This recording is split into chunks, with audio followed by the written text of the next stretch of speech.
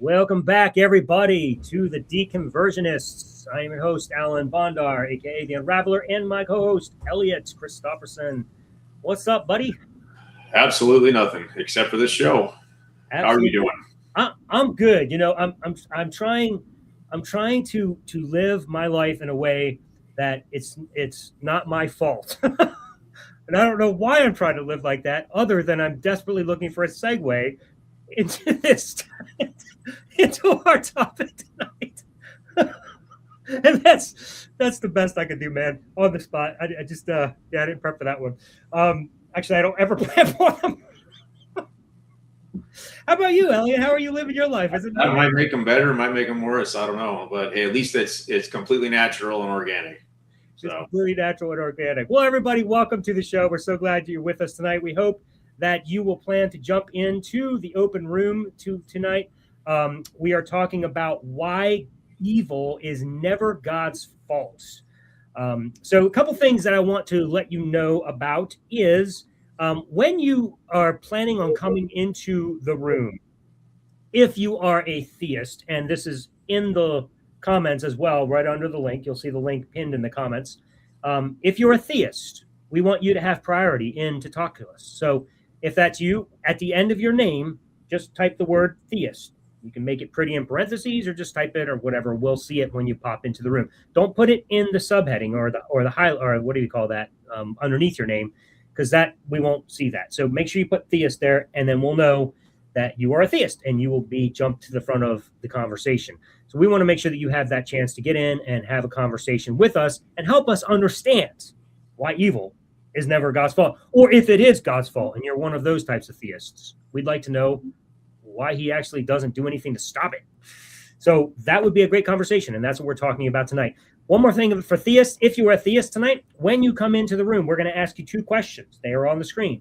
Those are the rules. You need to answer these two questions before we have any further conversation. What God do you believe in, and why? Very simple questions. But Elliott, do you want to elaborate a little bit on that why so the theists can be prepared coming into the room?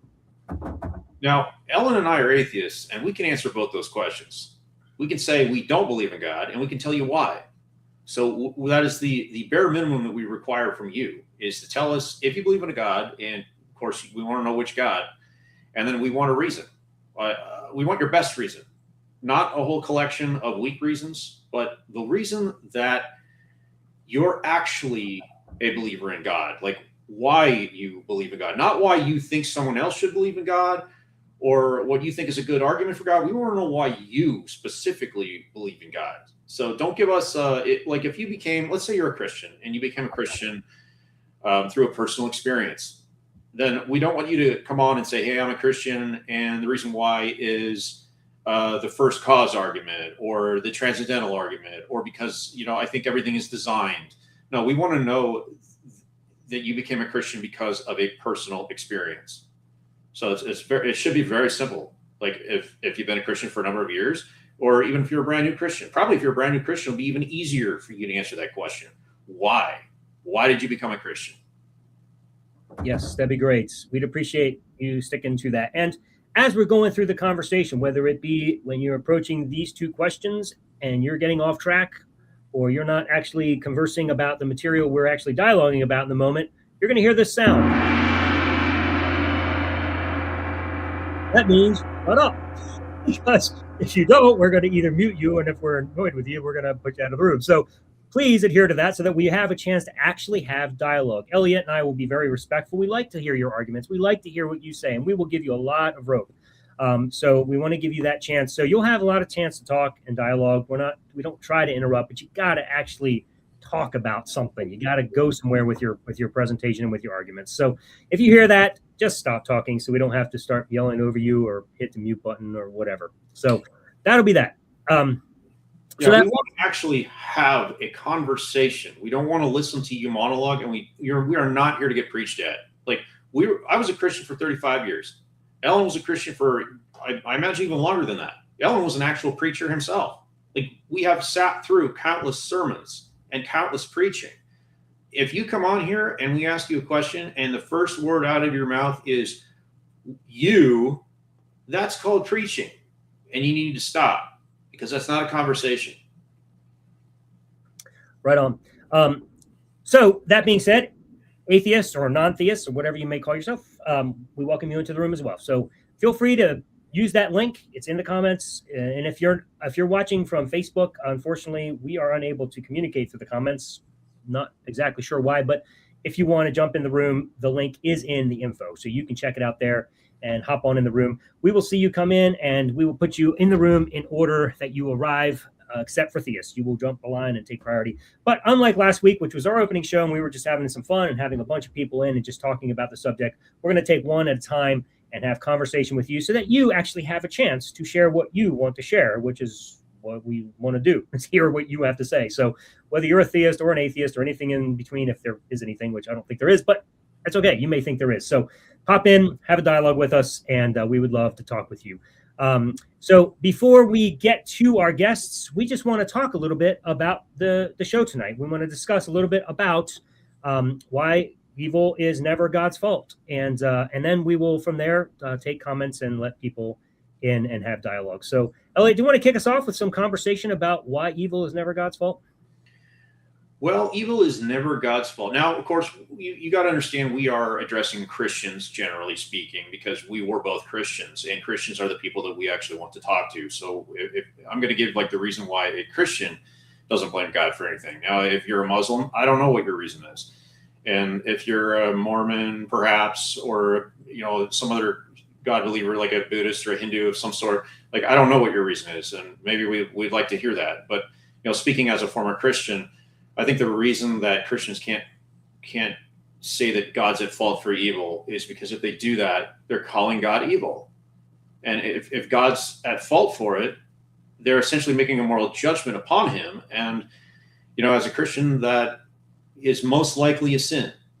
Like, you're accusing God of something. You're God's accuser. And so you are prohibited from ever actually blaming God for anything.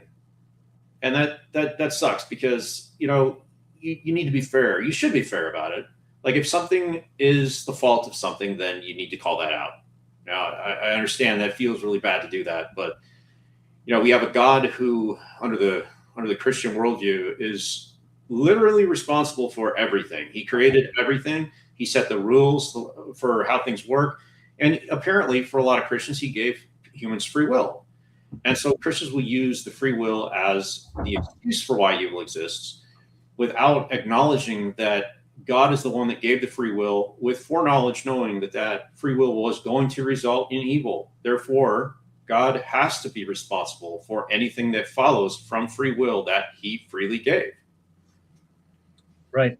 So let's talk for a second about the definitions that we're discussing here. When we talk about good and evil, this is intimately connected to morality. And the way I would define morality, and I think it's pretty much inherently agreed on that this would be morality. I'd be hard-pressed to see a better definition of this, but it's essentially seeking the greatest possible benefits or greatest possible well-being and the least possible harm. And that's exactly what we're seeking to do as humanists.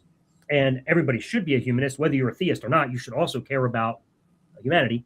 And so we're seeking to do the greatest possible well-being, the least possible harm. And so when we define good and evil, we're actually talking about those two sides of that same coin. Good is providing the greatest possible well-being, and evil are things that bring the greatest harm. And so we want to try to avoid things that bring harm, called evil, and try to produce as much good as we can, which is good, which is well-being. So when you think of it in those terms, evil isn't limited to just human acts. It can be anything that causes harm. But when you're talking about it in a moral way, where it has to do with the value of the value of a person's actions, now you're attaching a morality to it. You're attaching something to it. And so for me, evil isn't just what a person does, but it becomes immoral when a person does evil. And that's the way that I would bring it to the table and add some depth to it. And so what I see happening in the Bible and even in the world is lots of evil. And the question is, why is God not concerned about the greatest well-being? Why does he, as some even would like to say, he just permits it, or he allows all this harm in this world? And free will doesn't answer the question, because free will may answer the moral part of it or the immoral part of it, but it doesn't solve the problem of why natural disasters and sicknesses and diseases bring so much harm in our world. If you're going to argue from a free will perspective, then all you can say is, well, God permits people to do bad, but that doesn't get God off the hook, because he still permits all of these other horrible things that happen to people. And as you said, Elliot, you can't just back it up to, well, things just happen and God just lets it. The question is, can God stop it? Does he have the power to stop evil, whether it be immoral evil or just evil things that occur, that harmful acts that occur to people? And the answer has to be yes, unless you have a God that is just not a God. That's I got to shut up, I guess. Is that? I had to try that out at least once. But I do have an answer to your question. It's very, very simple. Yes, we aren't supposed to use that on each other, Elliot. Okay, that'll be the only time I do it. Maybe. Can't. That's too funny. Promise. But anyway, yes. So that doesn't solve the problem for God. He still is in control. Well, I can tell you why. Go for it. You said every person should be a humanist. The problem is that God is not a humanist. Okay, humanism means human-centered. So we want what's best for humans. God is God-centered, and he wants what's best for himself. So that's why a Christian isn't going to call themselves a humanist either, because their worldview is going to be God-centered as well. So God is doing whatever God wants to do, not what humans want to do. That is a great point. And this is why, as a Christian, you always are defending God no matter what. I have asked so many Christians about slavery and, asking, is it moral for people to own people? And typically I'll get the answer of no. Sometimes the Christian knows where I'm going with it, and they'll immediately say, well, yeah, sometimes. And I find that to be horrid. I don't understand why anybody would think it would be okay to own anybody. I don't know anybody that would want to be owned. I don't know anybody that would want to be controlled and dictated how you live. That's just crazy to me. So to argue that it's moral in any way, shape, or form is not really a good thing to say. That's kind of immoral in itself to argue that way. So the question becomes, is it okay ever for people to own slaves? And the answer should be no. So why does God endorse it and command ways in which you can and should own slaves, and how you discipline them and beat them as long as they don't die within 3 days? And the question is, well, God always does the right thing. And so now all of a sudden you find yourself in a moral dilemma, because God always has to be good, but somehow he's not squaring with what you think is good. And so you're not allowed to question God's morality as a Christian, which goes to show you're not really being a moral agent, are you? You're just being obedient. That's not morality. Well, God's okay with slavery because we're all God's slaves. And if you as a human are supposed to be godly, godlike, then you should own slaves too. Right. Yep, as you should. That would be the outworking of this God. But he does for eternity. In fact, Jesus comes and we see in the New Testament, rather than condemning slavery, we see quite the opposite. Jesus actually says you're being freed from sin to become slaves of righteousness. You're still a slave. I don't care if it's good slavery. You're still a slave. There's no such thing as good slavery. And all of the apostles call themselves slaves of Christ. I don't care whether you're going to say, oh, it's a bondservant. Look, these are the terms used in the Bible. You're trying to make justifications for it. But in fact, Jesus calls you slaves for eternity. And that is, in fact, the model in the Bible. So, yeah, the question is, why evil is never God's fault? How come he always gets off the hook? How come he can always perform evil acts And you as a human being know it's immoral, and yet you still try to defend God. Elliott, what do you say we take our first guest? Let's do it. I see he's been waiting about 5 minutes. So I know. We left him in the sweat room for a while. I was hoping that he kind of sweated it out. Did we violate our own rule? Did we preach at him without him being able to have a conversation?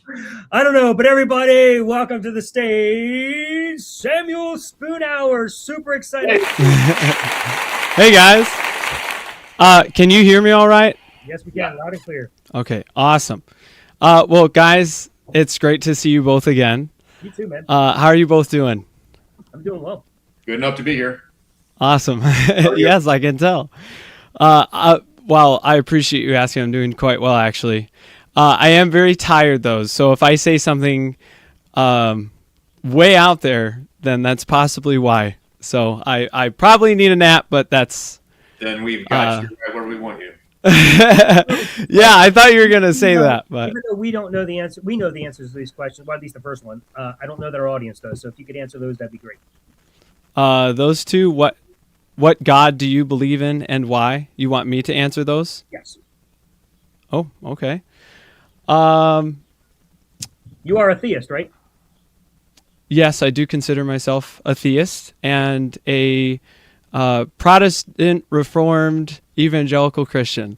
I love telling people that, but basically gets the idea across. And so I hold to what you would consider the Judeo-Christian worldview, and that ultimately there is one God, three persons, unique in such, and ultimately always loving, always good, maximally loving, maximally good, maximally righteous, just, and but I will I guess not preface that, but I will I guess just maybe my understanding of evil is that evil is a lack in a good thing, and so because of that, God doesn't actually have any evil in his character, in his nature. He is only good, and so that ultimately is a God that you'd ask. It begs the question, right? Well, where's the evidence for that God?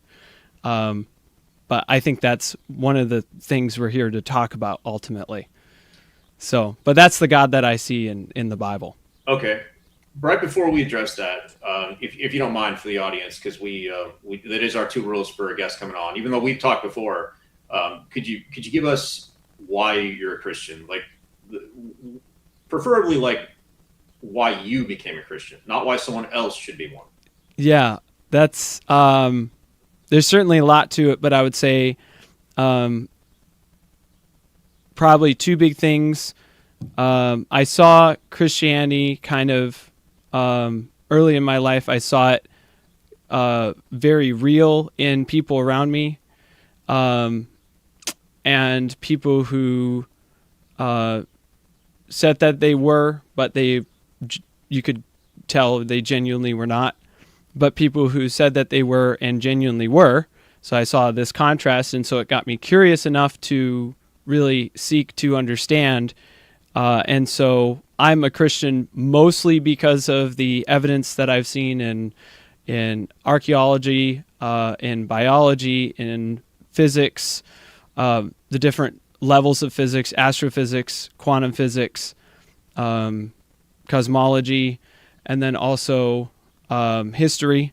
So, and I guess in history, you have also, I guess actually in science, you have the other sciences like, I forget the study of manuscripts, but so I guess I would say that, but also with the emotional that God has made himself real in my own life in a very, not, I can't necessarily say emotionally because it's more than that. It's more than just emotional. So I would say it's kind of a mix of things, but basically that's why I'm a Christian. Okay.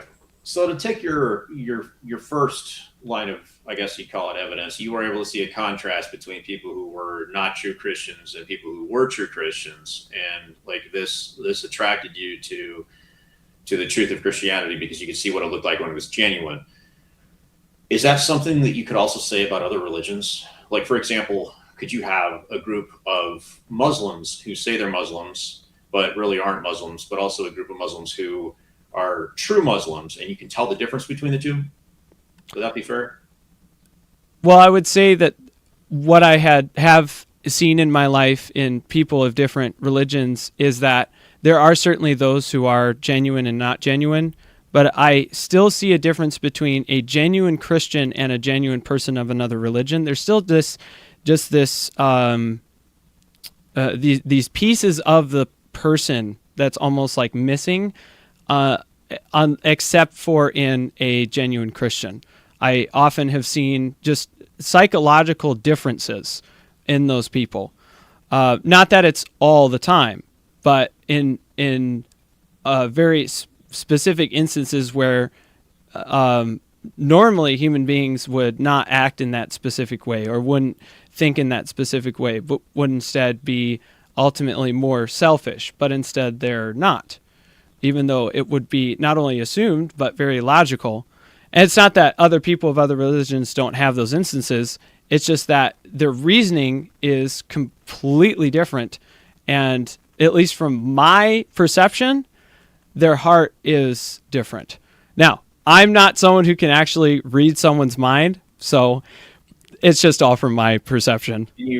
Could you give us an example of what one of those instances would be that proves that someone is a real Christian operating in a way that would be different than the rest of the world? It's hard because I think it's you really only see it, at least me. I only see it when it's multiple things that happen consistently. Like, for instance, I have some Christian coworkers that I really respect. This one guy, I believe he's from Nicaragua. He only speaks Spanish, pretty much. But he is one of the nicest people I've ever met. And I've met actually quite a few from Nicaragua. And oftentimes they're actually usually Christian. But I have some friends at the same time who profess, oh yes, I'm a Christian, but have constant issues with the supervisor, constant issues with marriage life, and you can kind of tell it's partly his fault. Right. I apologize. We're going to have to keep interrupting you. Yeah, of course. To try to move things along a little bit. But like right now, you're giving examples of someone who might be not living out the fruit of the Spirit or not proving himself to be a true Christian. But when you find a true Christian that is living that out, like, could you give us a specific example of like how they demonstrate that they're living under a different psychology, as you said? Yeah, I was going to contrast this with this other guy, and I think, it's hard because you might find someone who's the exception to the rule, right? So, it's hard to just say one person, but I will at least give this example of this guy who just, he will run to help you. You don't even need to ask him. He will stay late for you. He always comes in early. He will always ask if he can help. He constantly works with a smile. He will laugh and joke with his coworkers. He very rarely gets upset, and he often actually helps to temper down people who are being a little selfish. So it's an attitude difference. It's the way he conducts himself in the world. Yeah, I would say that. And it's hard because you can do that with just basically your worldview. That doesn't necessarily require you to be changed you don't even need a worldview spiritually. For that. Like you could do that as an atheist. You could have that. Oh yes. Like what's special about the Christian though? Yeah, well, it's a mixture of how he carries himself, and then, boy, this is it's something that I don't always like to say, but it's almost like a mixture of the reasons he has for the things that he does, plus the things that he does, plus the almost like vibe, which isn't really the best word. It's more like every single second, like when you just watch him, like the things that he does, it's like it's something you have to experience. It's something, honestly, I think you have to really experience, like see him and how he acts in every little thing that he does. So I think you can do a study case on it, Samuel, but it would require more than one person. Sorry. Dog went off. Sorry. When that dog goes off, it's our turn. So Okay. I'm going to just shift this because I'm trying to understand how this in any way relates to what we're trying to get to and understand about God and evil being his fault. Like, do these Christians require God in order for them to act good? I think in a sense that now I believe that God exists, so I ultimately assume that if we do anything good, it's an indirect reference to a maximally good God. Okay, so would you argue that the reason Christians also do evil has to do with a maximally evil God?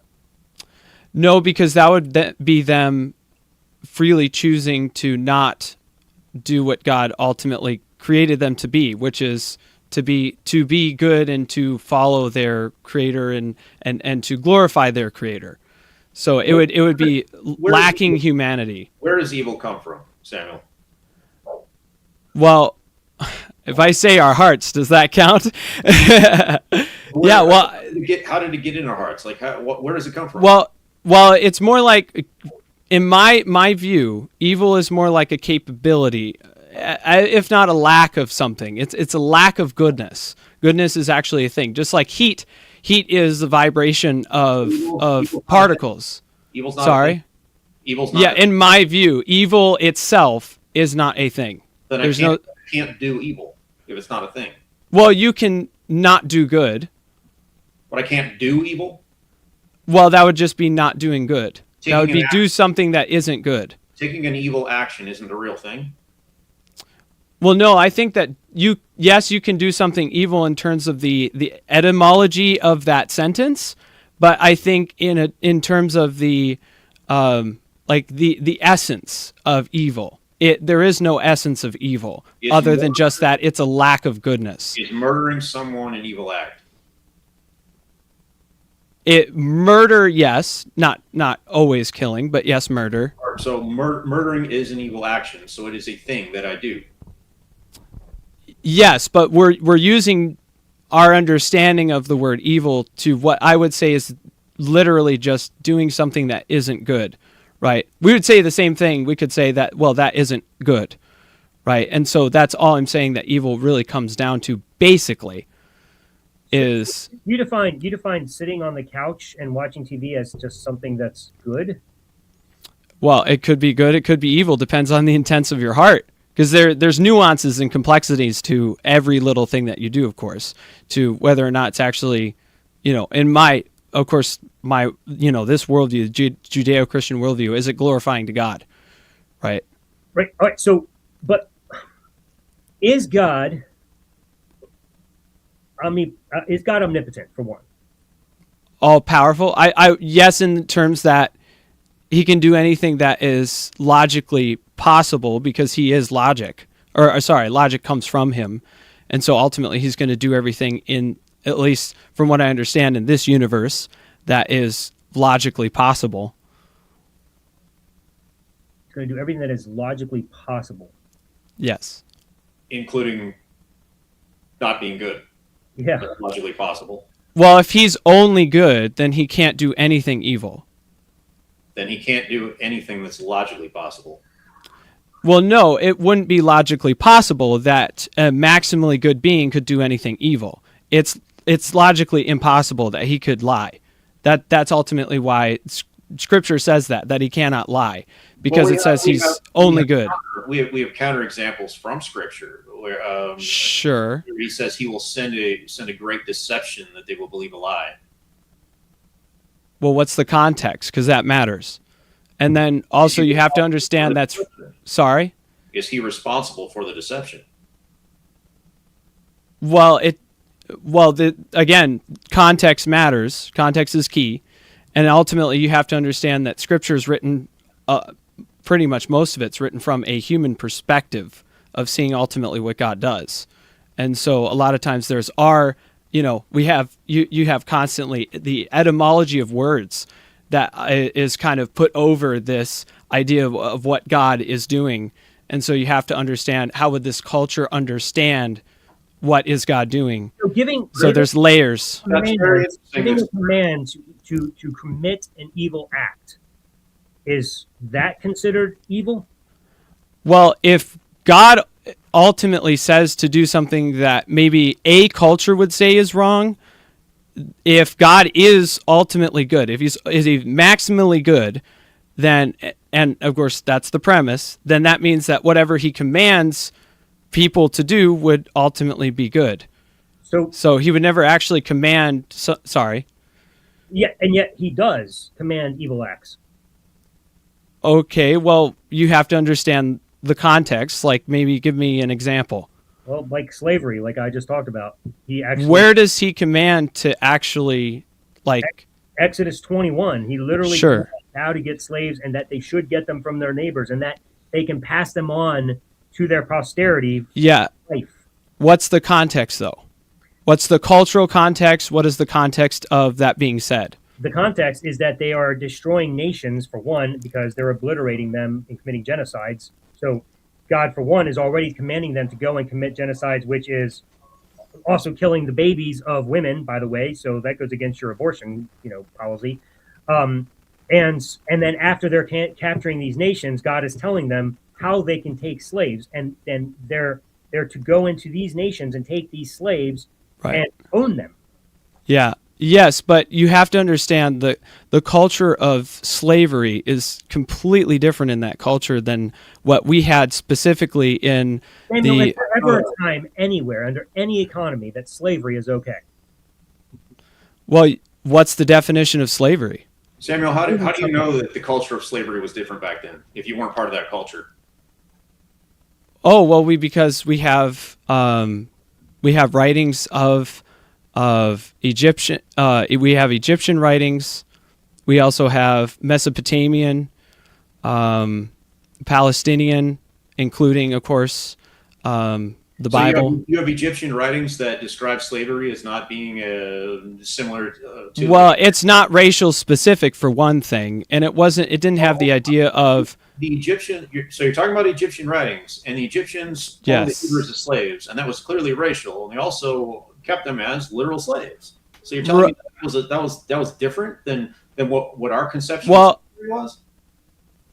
Well, yes, I would say that the Egyptian slavery is, but I would say that that a lot of, or at least I wouldn't even necessarily say that, because bond servants isn't slavery. That's different. That's someone who owns a debt. But slavery, like for instance, in the Egyptians, where ultimately they inhumanely put taskmasters over them and force them into servitude against their will, then yes, that is, but it's because they ultimately did it for power and lust of power. So there's that evil intent behind it.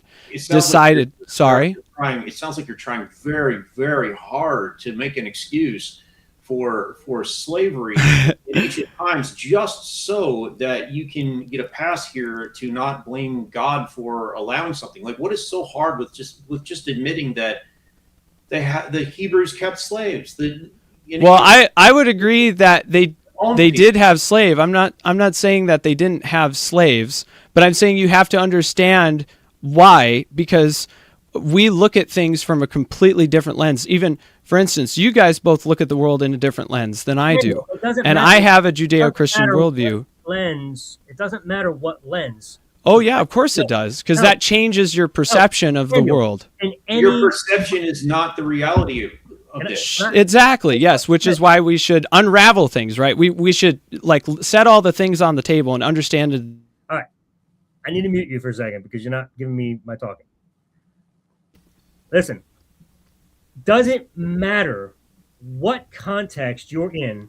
Would you be willing to be owned by someone, passed on to their children, to be owned by them forever, to do what they tell you when they tell you, for no reason other than the fact that you belong to them? Would you be okay with that in any context? Well, if the context was that my wife could go free, or that I could glorify God, because I believe the purpose of life is... Your wife couldn't go free under the slavery that the Israelites were practicing. In fact, it gives a prescription right there in Scripture of how you can keep someone as a slave by giving them a wife, and they have children with this wife, and then the children and the wife that cannot go free with them. Therefore, this slave chooses to stay with them. So your wife isn't going free. It explicitly states that. Yes, I can read it to you right this second. Sure. Oh, I know exactly what you're referring to. Yes, but again, you have to understand the culture before you make a judgment. Right? The context is important. The culture doesn't matter. My question is that okay in any culture? Well, again, you have to understand the context. I don't have to understand. So I have to understand if you think it is morally okay to own a slave in any context. You only have to understand the rules, not the culture. If the rules are you are owned and you cannot go free, and you must work for these people forever until you die. That's what matters, is the rules, not the culture. Yes, but that's a very literalistic look on history, and you don't take it even literally? I don't take it dead literally. No, it's often filled with metaphors and hyperboles, and that's on purpose. Exodus 21 is not filled with metaphors and hyperbole. That is no, but there's context. The context is you can own slaves. That's the only thing we need to know about the context, and that God commanded it. Right, but that's your interpretation, but I'm disagreeing with that interpretation. So you're telling me that they did not own slaves? No, I think they did, for certain. You're telling me that God did not tell them to own these slaves? I think that God said that they could, and that there was even reason for that, because he does... Text, dude, because God actually commanded it, not just permitted it. Yeah, but why does he say that? Does it matter? The point is... Yes. That's well, if, for instance, if I just went out today and I killed a man, okay? If I give zero context and I say why I didn't do that, right? You guys think that I'm crazy and immoral. But then if I say, well, actually, I'm an FBI agent, and this man who ultimately was plotting against, some politician, I shot him today, keeping him from shooting that politician. Okay. It's not the same thing as... the context.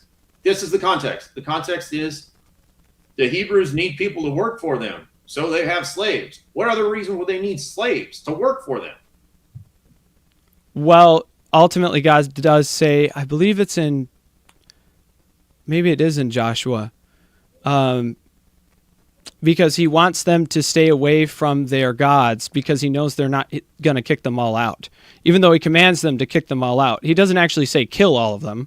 He says kick them out. Is the very first thing that he says. Get them out of that land because it's judgment. These slaves didn't bring their gods with them into slavery? Really?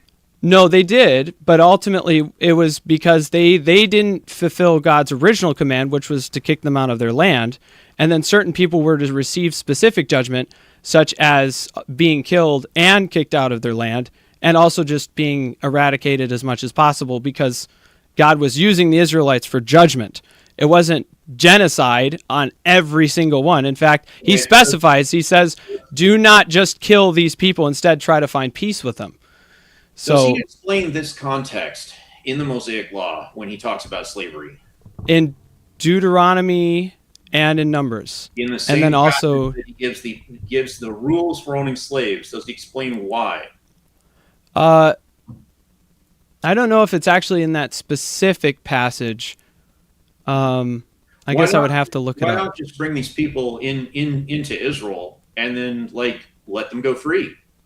You've taken them out of their lands. Now they're a part of your society. Well, because of their sins and the judgment that ultimately is to be brought on them. And so God is allowing these things that are unideal ultimately as judgment for these people. I have an analogy for you then. Sure. Perhaps when we went over to Africa and we took slaves and brought them to America, we were taking them out of their cultural context, away from their own false gods, and they were here to live and work in our society for their own betterment. Yeah, I wouldn't say that's right because we aren't God, and so we're not able to make high moral decisions there it like is, that. Right there. If God does it, it must be okay. Well, no, it's all well. Except if God said it, it must be okay. Can I at least clarify? Can I at least clarify that? Because again, my view is that God is maximally good. So anything that God does ultimately is good. Now, again, No matter what, God's good. right, but I think this, yeah, and so I think it Even if it fits. goes against your own moral conscience. Well, if it goes against my conscience, then maybe I'm misunderstanding. Of course. Maybe I'm misinterpreting. So it's good to be skeptical. I must be wrong because God's always good. Well, Even see, though you know it's wouldn't do the wrong. same. You wouldn't do the same thing the Israelites did. You would never do that. You would never go down to Mexico and like enslave a bunch of Mexicans and to get them away from their false gods and bring them to work in our society and then not let them go. Well, if God says specifically to, like, say, a group of Christians, for instance, and he says that these people in, for instance, Mexico have been sacrificing their children to the god Molech, and I'm going to bring judgment on them, and so you are to eradicate them and kick them out of their land and also take the rest as slaves. Then ultimately, it would be, from my culture, it would be difficult. From their culture, it's not difficult at all. They completely understood exactly what God was saying. Well, the ancestors of the Mexicans were the Aztecs, a lot of them, and they did Right. sacrifice their children to these gods. Right, yes. I don't But see now why they don't do that. enslave them. Well, actually, I think that when Spain came in, that was possibly God's judgment. We don't have special scripture to say that that's actually what God ultimately wanted. Genocide It's is just an in assumption. the world.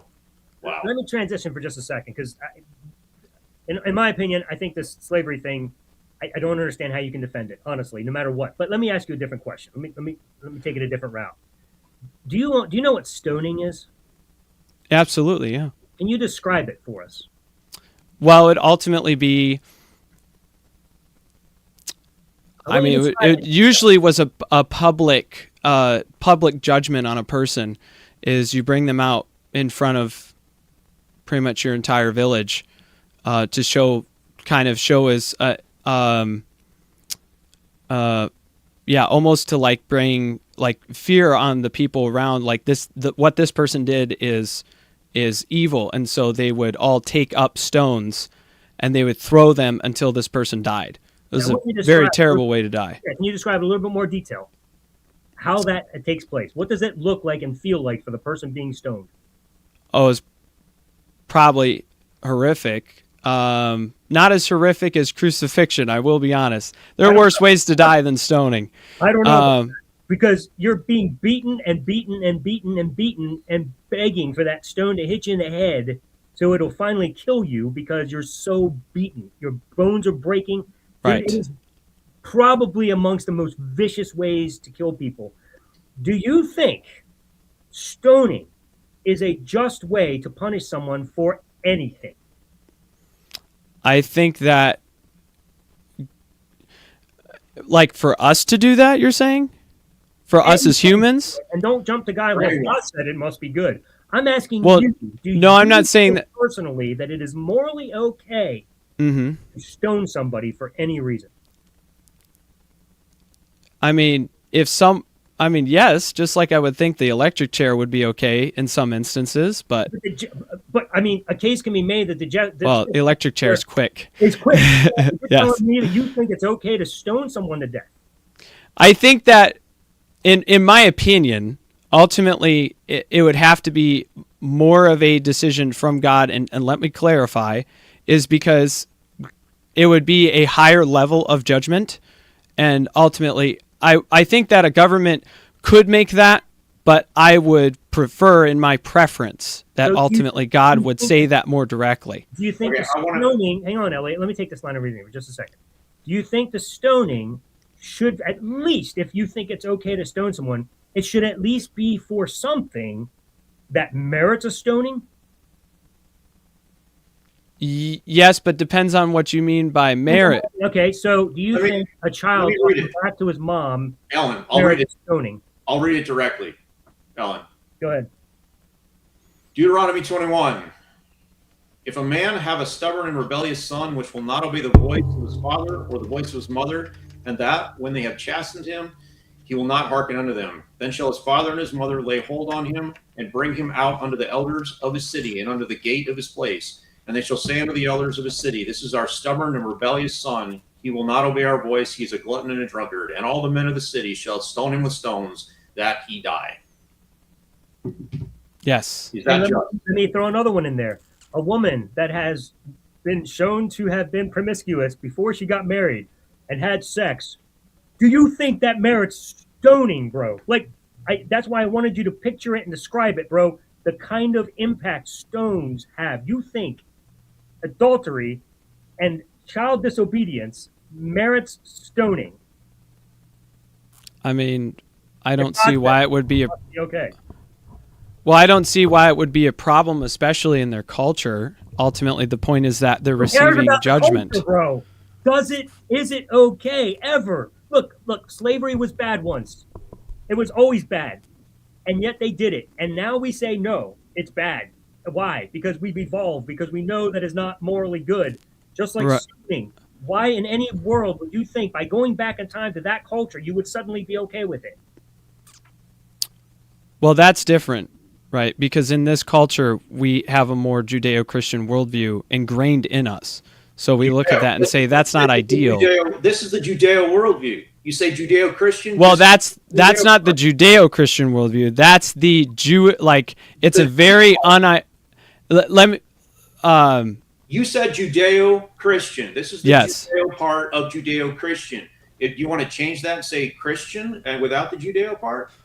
No, the point is the Levitical laws are a little different because they're wrapped in that specific culture from when they just came out of Egypt. Okay. Our culture here in America included keeping slaves. Is that okay for us because of our cultural context? Well, you have to understand why, and you have to understand who was ultimately being enslaved. You have to understand why does it matter? All the nuances. Why it's does part it of our matter? culture. It's not for it. Let me say it like this: it's never okay for a human to say that I can take a slave, or even ultimately say that anything is morally good, because a human cannot decide that. Ultimately, that's something that is ingrained in God's character. Well, you're deciding morality right now using your own brain, because you at some point had to read the Bible and determine yourself that it was a correct moral standard. Well, more like, if it's true, then I would assume that it's moral. You judged it to be true, and you judged it to be moral. Sure. Using your own ability to reason. Yes. You are the ultimate arbiter of what is moral or immoral. Well, no, not what is objectively, but of my own perception, yes. What is object? What do you mean? You can't judge it objectively, because you're always judging it here subjectively. You subjectively judged that this was objective. Right, but I can assume what is objective. I can come to a conclusion, right? I can look for evidence and interpret using that. Your subjectivity. Yes, I agree. But I can still find things that are objective in the world. You realize that deferring to God doesn't make it any more objective, right? Because it's then just God's subjective law. Well, if God is because if God is maximally good, then all things that are good, in other words, what is objective, literally comes from Him. Yes, but what is objectively good? Now you brought it back to yourself, and you're asking, you're promoting the problematic question is, how do you know that God is objectively and morally good and maximally good? Because you have decided that you think that. I mean, in a sense, yes, but I believe I have evidence for that. You don't even have evidence for God, much less that He's morally good. I think there's lots of evidence for God. Well, let's not get into that right now. Sure. We'll go down a rabbit hole. No, this is not the rabbit hole. Well, this is the rabbit hole that we're right. in. Yes. I don't want to right. turn to like other arguments for or against the existence of God. I just want to talk about this subjectivity. You at some point had to judge all of this, including God. You judged God to be maximally good. You judged the Bible to be true. You've done all this using your own subjectivity. Like you are trapped inside of your brain. There is no other way for you to judge anything except through your own reasoning. Therefore, yes, this is a subjective statement. Well, no, I don't think that premise means that it is subjective reasoning. I think that I can reason to objective ideas. It means it's difficult to know for sure if they are objective, but that's about it. It doesn't mean that I can't know. It just means it's difficult. But the standard that you're using is a subjective standard. Oops, sorry, I just wanted to turn up my. Sorry, say that again. The standard that you're using to judge God and to judge morality or what's moral or immoral, or this, and the standard you're using to judge the Bible is a subjective standard. Right, but with the goal of understanding the world around me. Well, that's everyone's goal. We don't have any way out of that. Sure, yes, but that doesn't mean that there aren't objective ideas out there. Like, I understand what you're saying, and I do agree to an extent, but I would say that there's still objective truth, objective morality, and I say that that comes from God. So when you are making a decision, like if God comes to you and he says, Samuel, I want you to go take your baby and throw its head against the wall, would you do it? Well, I think that's illogical. I don't think God would say that because he's the Bible. Well, let me actually clarify that. I guess there, in a sense, there would be instances where he would say that, but exactly. I wouldn't say that it's likely. If there's a reason ultimately for that child receiving judgment, I don't know. Like, I could understand.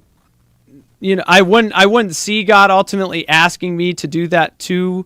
Samuel, if God asked you, would you do it? It's a simple question. Well, again, I assume that God is maximally good, so I do it. Would you do it? I mean, personally, I would ask why. And if he said so, because I'm the objective standard. Well, and I would question whether or not he is God, ultimately asking that. But yes, if God truly said that, in a sense, I would, yes. So what you're saying is you are subjectively choosing to tell God whether he's objectively moral or not. I'm deciding that in my own mind because I'm perceiving that he is true. Because you know too well that that's wrong. No, not necessarily, because I could be wrong. I have to be skeptical. It's not okay to bash babies' heads against the wall? Well, I have to be skeptical. I have to be willing to, like, why is it that case, right? And then understand all the nuances and complexities of such. So you can't just be dead literal in your worldview because ultimately that's logical suicide. That's asinine.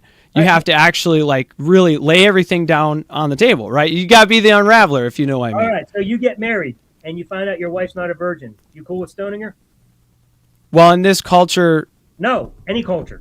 Well, that culture... Simple question. Would you stone your wife? No, especially because I don't follow the Levitical laws. I'm free from the law. Is it okay for a Muslim to stone their non-virgin wife because their culture prescribes it? I don't think that their laws are from God. But they think they are. Sure, but I think they're objectively wrong. So no, you think they're subjectively wrong. Well, subjectively, I think they're objectively wrong. Okay, there's no such thing as that. Well, I think there is. I mean, for instance, René Descartes ultimately started with basically, I think, therefore I am. And so he just got to the basics of it. That's where we're starting with well. And you can't get much further than that. I think you can. That's where it begins and ends because you're always going to have to judge it through your own ability to reason. So listen, I don't know how much we're getting further with this call. We got other people on the line. Of course. That are waiting to come in. But it baffles me that every time we ask you a simple question, if you would do something, you have to say, well, yeah, but if I was in some culture, I'd stone my wife. Well, no, that's not what I was saying. But that's what you said. In that culture, you'd be okay with it. Well, in a sense, if I grew up as a Muslim, yes, I would be okay with it. I'm not asking you if you think you were mind-fucked to be okay with something. I'm asking you if, according to your moral code, would you be okay with it? It's a simple question, but you see how hard... Right, but my current moral code is what you're asking. See how far you have to dance to defend your God. Well, I'm just trying to understand the context and... Samuel, I am Lord thy God, I change not. Yes. Is that cultural? Does he change with the culture? Does he change with the times? Does he give rules and then take them back 1,000 years? No, but cultures do change. But God is objectively the same. God's rules always change based on cultural changes? No, it's more like he gives rules to specific well, I guess in two instances he gives rules to specific cultures. So actually, God's morality is situational. No, God's morality isn't. It's more like the rules oftentimes are more descriptive of the culture than they are prescriptive. So that's why you shouldn't just take them as dead literally, and you should understand the culture more. So that's one of my arguments.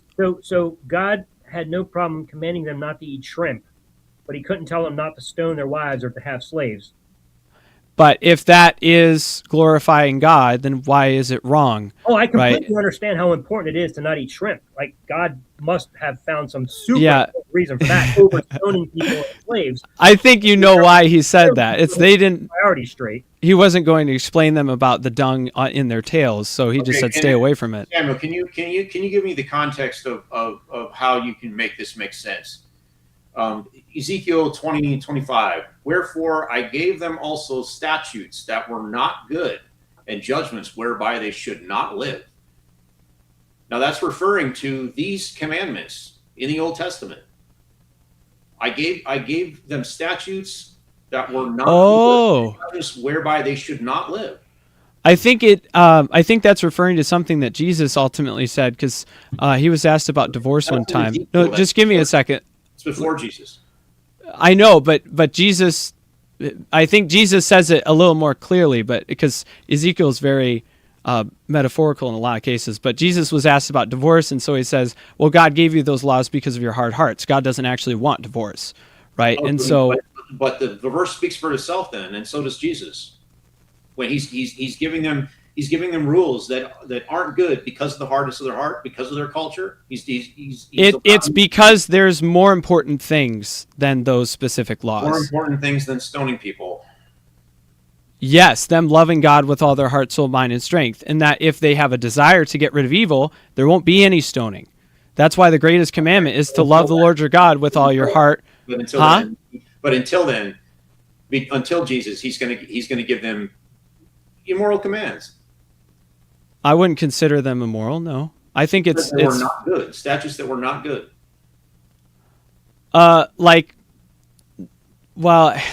Not good in a sense that it's not ideal, right? But the goal is ultimately it's not that, because for instance, the goal in life is not to live for yourself or to live at all. It's to glorify God. So if dying glorifies God, then that's a good thing. Now, that's the worldview. That's the idea. Proving why you're not a humanist, because you're not human-centered. Exactly, yes. I disagree with humanism and the philosophy of it and Nietzsche, because I think he's wrong. Now, of course, he, famously hated God, but he also even knew himself Christianity was good for society because it brought about a lot of good humanistic ideology. I'm not saying all of humanism is bad, but I do disagree with the fundamentals of it. I think I have a more proper theological interpretation of the Bible than you do. Sure. That's why you guys are atheists. It did not change. It did not change when I became an atheist. This was my interpretation when I was a Christian. Yes. Yeah. But millions of other Christians agree with me. I came from a mainstream Baptist theology. Yes. And I disagree with that. Oftentimes I think it's logical suicide. Yeah, so I think it's wrong. You're making up your own interpretations. Well, of course, in a sense, yes, I am to a degree, but I think it's objectively true. Okay. And there are also millions and millions of people who would agree with me. You are subjectively making up your own interpretations to fit your worldview because you do not like some of these. Welcome to be literal. No, it's more like I truly believe, in my opinion, that I've come to understand Scripture further. I'm glad you called it an opinion. Oh yeah, because it's always my opinion. There you go. We got to move on to the next guest. But it seems like I don't believe that you would stone your wife in any culture. All right, I just don't believe that. I don't think you would think it's okay ever. I think if God came to you and said to stone your wife, I think you would say fuck you. But because that's not the situation you're placed under, it's just a theory.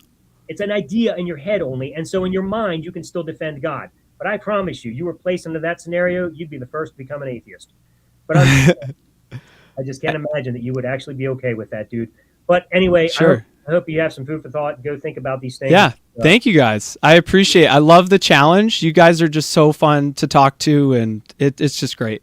We appreciate you coming on. You can think up some new stuff for next week and drop by again. Yep. Okay. Yeah, Samuel, you're welcome anytime. You are a great guest and thoroughly enjoyable to talk to. Awesome. And yeah, please keep coming back, and we'll talk to you soon, my friend. Okay. Thank you so much, and I hope to see you soon. Yep. All right. Have a great day. Bye-bye.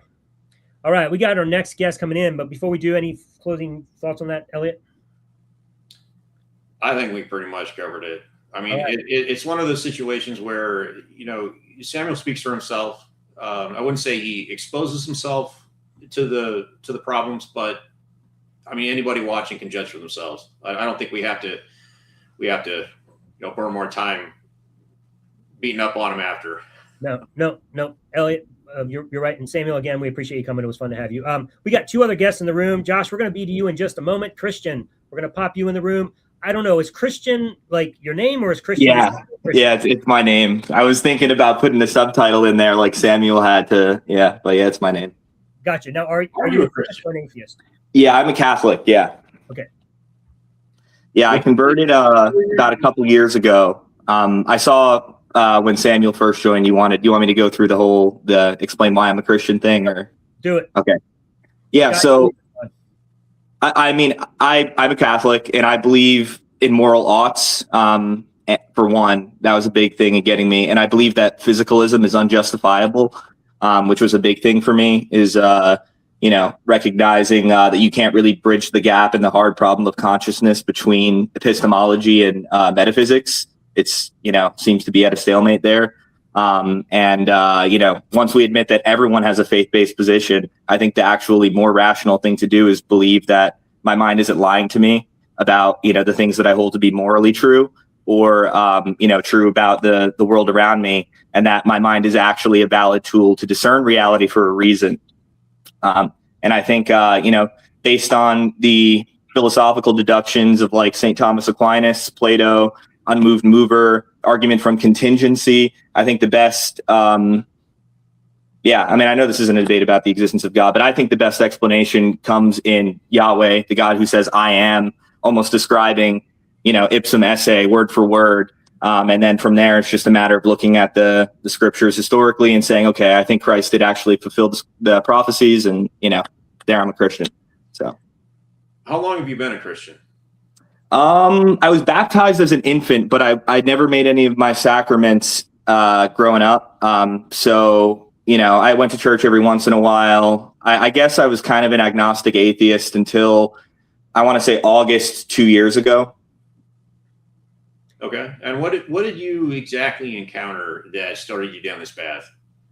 It's kind of hard to explain, but I think I was kind of indoctrinated by the school system, as a lot of people my age were. And I was only exposed to very silly juvenile arguments of who God is.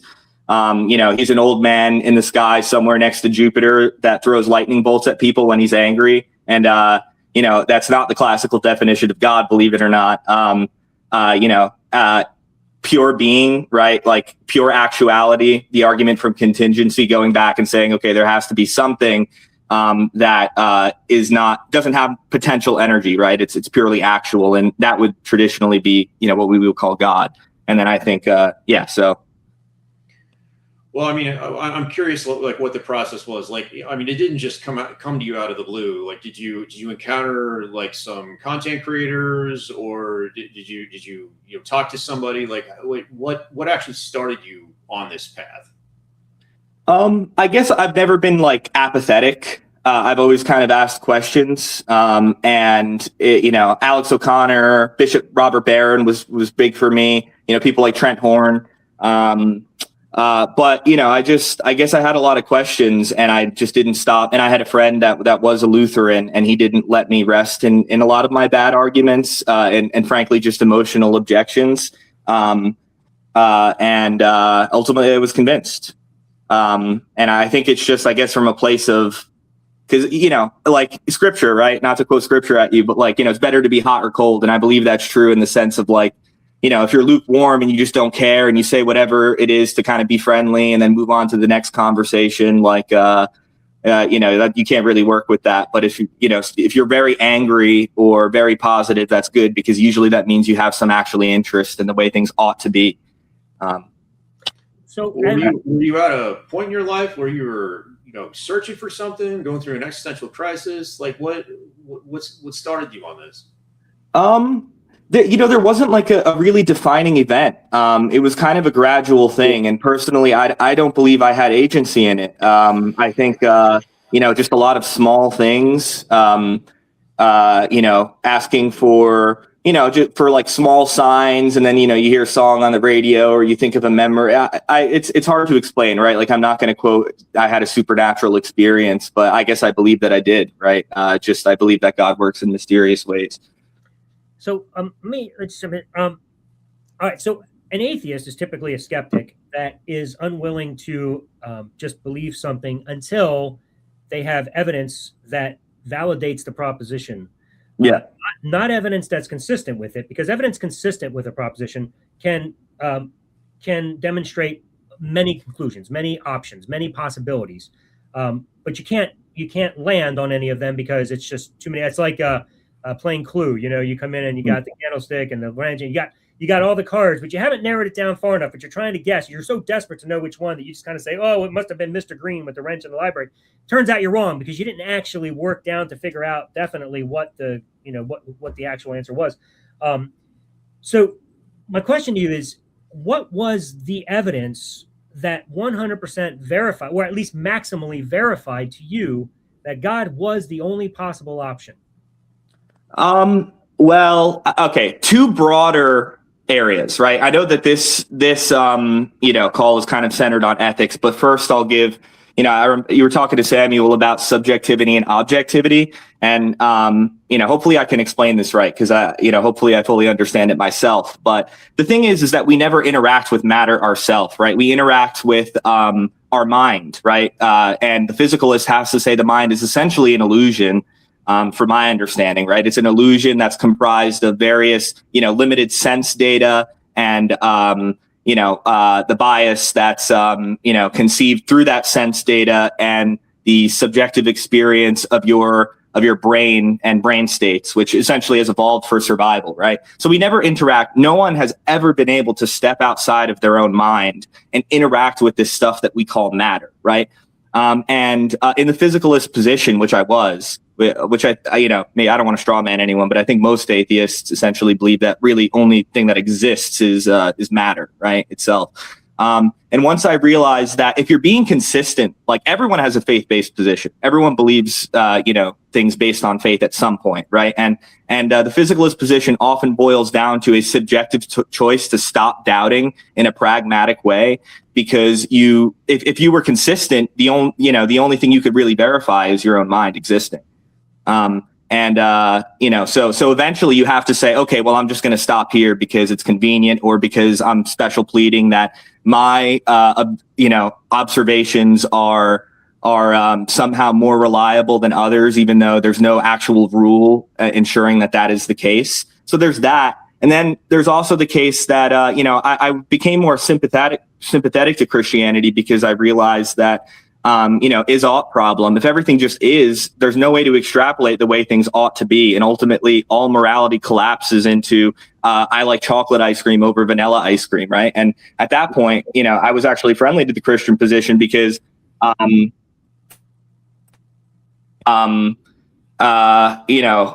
that sidetracked me. I was friendly to the Christian position because if we're going to randomly, arbitrarily choose anything, I think Christianity is actually one of the better ones, one of the better systems. At least it's consistent. And, then I actually started to learn about it, and I was convinced through the arguments from contingency, through historical arguments. Socrates didn't write anything down famously.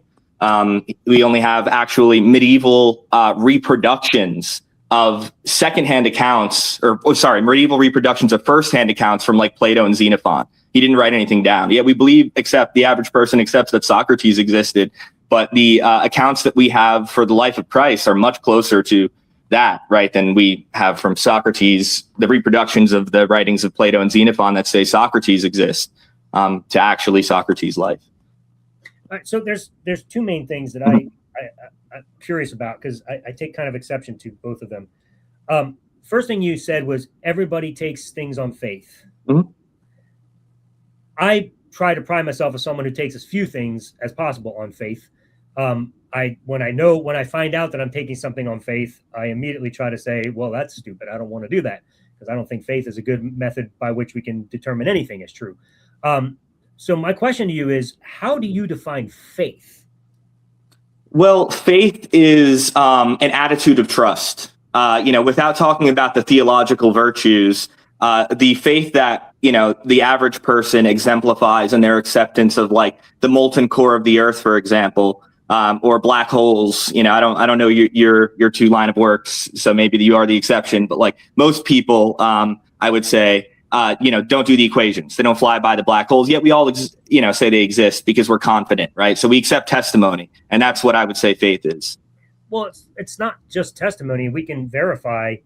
I mean, you can just Google stuff and see videos of things like evolution, for example, taking place right before your eyes. I mean, people who deny these things are just, scientific elements that you can read peer-reviewed material and show that even if you can't run the test yourself, we have every good reason to trust that these people are telling us the truth, because it's been peer-reviewed and millions of scientists aren't, in cahoots with each other trying to trick the world. Yeah. No, and I understand. I'm doing an internal critique because I accept also that you can do those things, and I accept those things because I believe there's a reason to trust certain institutions. What I'm pointing out is the inconsistency of accepting the testimony, because most people haven't looked at the peer-reviewed studies. They haven't done the equations. They're accepting the testimony just based on, I guess, the confidence of the sheer amount of people that, and part of it, I don't know if it's just the sheer amount of people, but part of it is that much of the things we believe are things that are explained naturally in this world. So I have no reason to say, oh, that's ridiculous, that could never happen. There's a natural explanation. So from the very get-go, there is a good solid reason why I can start out with a confidence that, okay, this may or may not be true, but it most likely is, because I have every good reason to think something natural is a good explanation. When you go to the supernatural, I'm curious, how do you find the same kind of confidence that you have in the scientific method to test the supernatural? Because we can test the natural. We can test things like, even if I haven't done it myself, I know it's been tested because there's a scientific model in place. That's what they do. They put models in place, and those models make predictions. And when the predictions come true and they show that these things happen, the model becomes verified. And then they put it through peer review, and the peers test it to see if they can disprove it, because that's the whole goal of science, is to disprove science, is to prove these things wrong. And when they can't, it becomes a theory. And that theory is what stands until it can be proven wrong. When it comes to God, how do you test that?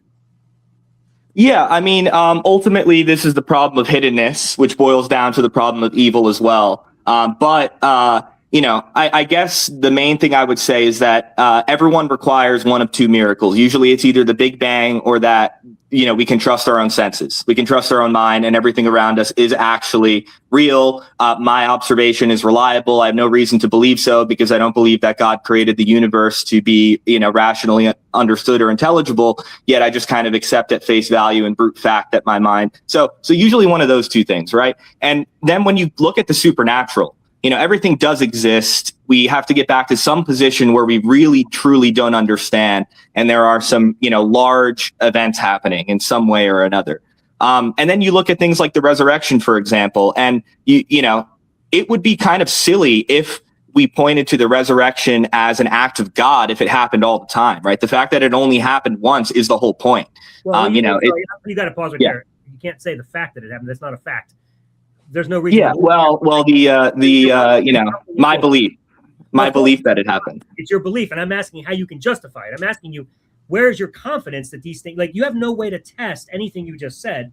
You're just claiming that it's your belief, and you can trust yourself.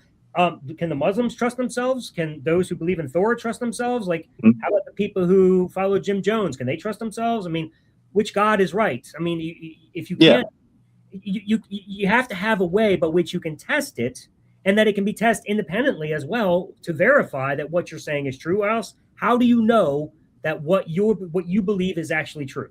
Yeah, I mean, Christianity is falsifiable. If you found the body, tell me how I can falsify it. If you find the body of Christ, then it's over. That's a big if. Yeah, I mean, if you that's just an example, right? Like, I'm bad at kind of. No, dude, that's like saying, if I had evidence, would you believe in God? Well, I mean, it's a falsifiable belief because it can be like, there are certain things, and I'm struggling to think of other examples, right? But like, for one example, if you found the body of Christ, obviously that proves Christianity wrong. Right, like something like physicalism is unfalsifiable because you don't actually, like I said, right, like you just trust based on brute fact and a subjective decision to stop doubting in one way or another that everything is around you is real and your observations are reliable. Yeah, I mean, we can get into like the philosophical nature of like the argument from contingency. Christian, you haven't given me a single falsifiable. I can give you a way to falsify Christianity. Yeah.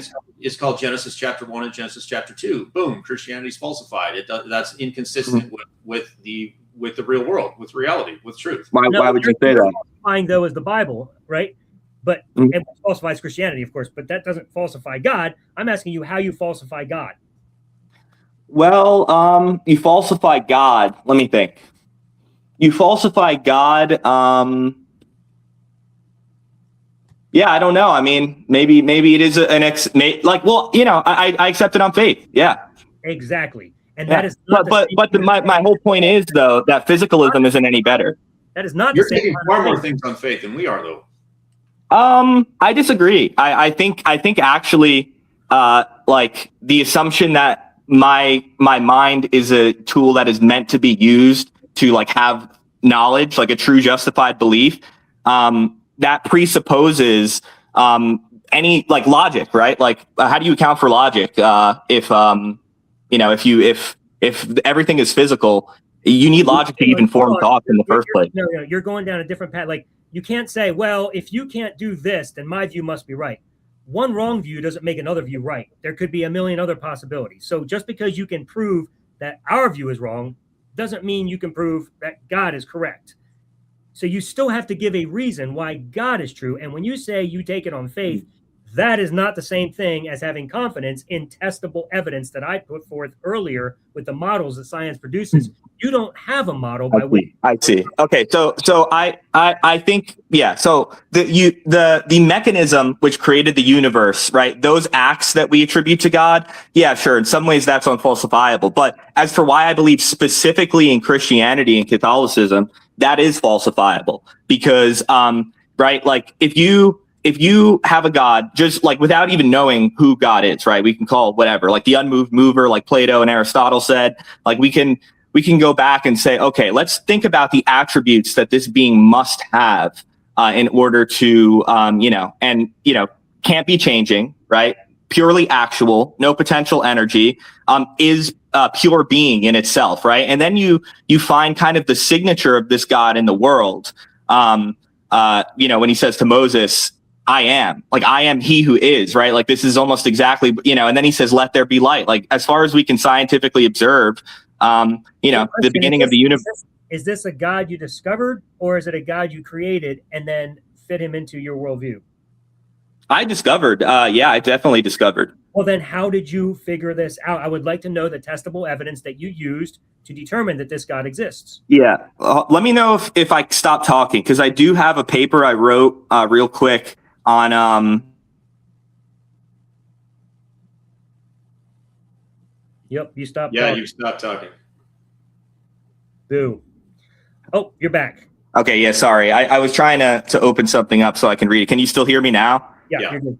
Okay, so like ultimately we're talking about non-physical causes here, right? So for one, something that is testable is. Hang on. Before we even go down this road, are you going to give me a bunch of arguments that prove just about any possible God? Okay, well, you want specifically the Christian God? I thought we were talking about the existence of a being in general, because there's kind of two legs to this.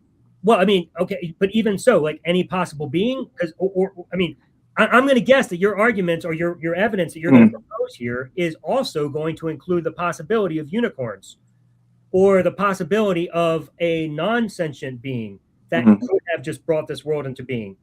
Like I know where you're going to go with this. I can almost guarantee I know the arguments you're going to present, and they're not going to verify any God for certain, especially not the Christian or Catholic God.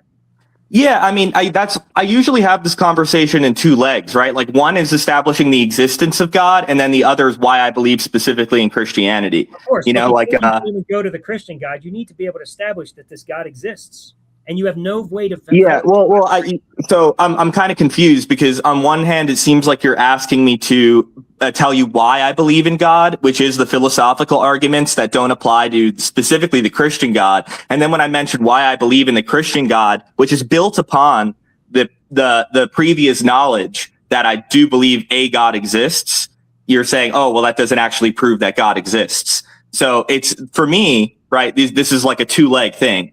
Like, I believe that God exists because of the argument from contingency, which you're right, doesn't exactly point to the Christian God. But then when I look into what actually exists in our world, as far as what's accurate to this, example, I find that the Christian God fits that bill the best. Right. So that brings me to the second thing I agree with what you said earlier, is you made this implication. I can't remember the exact wording you used, but landing on the best option, like this need to have an answer. And so you said, I looked around and I couldn't figure out what explained these things. And I had to have some answer. And the best answer I could come up with is the Christian God. And I believe he exists. That's not a good, reasonable way that a skeptic or an atheist ever draws conclusions. So I'm let me ask you then. Let me ask you, if you don't mind. Like, sure. Since the topic of this is supposed to be like evil, right? Like what is your basis for what is good and what is evil in the first place? Well, okay, so my basis for what is good and what is evil is my own subjectivity. If I think something's good, it's good. If I think it's bad, it's bad. But ultimately, it's not that hard to determine it based on the definition of morality. The greatest possible. Well, what's the definition of morality? Bringing the greatest possible well-being and the least possible harm. So it is easy for us to decide what that looks like, because what is well-being? I'm not being snarky. It's going to be subjective no matter what. Our definition of morality is going to be subjective. Our definition of good and evil is going to be subjective. Like, I disagree. I heard you talking to Samuel about this earlier, but my question would be, does it? Hold on. Do you have a way to break out of the subjectivity problem? I do. Yeah. Because ultimately, like, does being a subjective experiencer mean that we can't experience objectivity in general? No, we can. And here's how. You don't know? Okay. So therefore your position is the same as mine. And we're both right. I can give an answer. Yeah, except you've added in this mountain of theology and doctrine that you take on faith. Well, you take everything on faith too. You just admitted. So we do not take anything on faith. You've got so much more. You've got. I don't have so much more. I have a worldview. You have a worldview too. Like, what makes you just said you can't experience anything objectively with objectivity. So that's not a worldview. Worldview is far more comprehensive than that. I mean, like, again, we're talking about axioms of how we see existence in general here. If you say that you can't experience it in an objective manner, then it doesn't really matter what I accept and what you accept, because at that point we're both right in your eyes. It doesn't matter. Then the conversation is pointless, right? Exactly. So is that how you actually live life though, or is this just something you say to win debates? That's my point.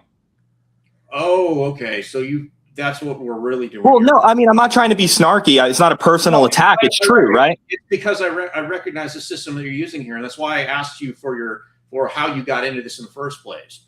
Because this is a becoming more and more common, like, debate tactic in these conversations. So I was trying to drill down how you got here and why you're here, because I recognize this debate strategy. Are you here to win a debate, or are you here to have a conversation? No, I mean, I'm here specifically, I think, to combat the idea that that everything is subjective, nothing means anything, but simultaneously, you should listen to my very subjective and personal opinion about why this thing is, either good or bad, and you're wrong. Listen, it's self-defeating. I'm going to jump back in. Listen, where you're going with this is inconsequential to demonstrating that God exists, because whatever the problem you may have with the subjectivity of morality does not solve the problem of whether or not God exists, and if there is an objective standard. If there is only subjectivity, and if there is no meaning and purpose of life, And if some fucking pig farted us into existence, so what? You don't get to say, well, because I want there to be meaning and because I want there to be objectivity, therefore God. Yeah, I'm not saying that though. I just assumed you didn't want to get into the big. That's exactly. Okay. Well, I'm just not telling you like. Okay, so we can talk about why I think God exists if you want, right? Why do you believe the universe? What do you actually believe the universe came from, right? It doesn't matter. Like, you're still deflecting. I'm not deflecting. Our answer for your answer. So if we accept our reality as at face value, right? This Diet Coke can only exists because a human made it, right? We can trace this this line of cause and effects back to a point eventually where there needs to be something that is an uncaused cause, right? No. Why not? Same reason your God supposedly exists. How do you know what took place before Planck time? I mean, we don't. Exactly. So how can but at least I have an explanation. You just saying, "Oh, I don't care." Like, okay. You don't have an explanation. You made up an explanation. I mean, I can't help you if your answer to that is just like, "Well, I don't care. I want to live life and distract myself until I die." But at the same time, I hope you realize that makes your view like kind of less attractive than mine. First of all, I never said that, and an attractive view has nothing to do with the truth. You're still declaring things that make no difference whatsoever in what is true. So how do you account for consciousness then as well? How do you account for consciousness? Again, a deflection. It's not a deflection. I mean, so I believe God explains things that physicalism cannot. So therefore, God, more rational. If you want me to provide Cartesian certainty for if that God exists, obviously I can't do that because we can't have Cartesian certainty about anything. What I can get you is into a place where, you feel confident and then you pray about it and maybe you have some, an experience one day. And then after that, it's like, okay, well, actually, I think this is real. And then you have a billion small experiences over the next year. But I can't get you. The place you've gotten is I prefer God to any other possibility.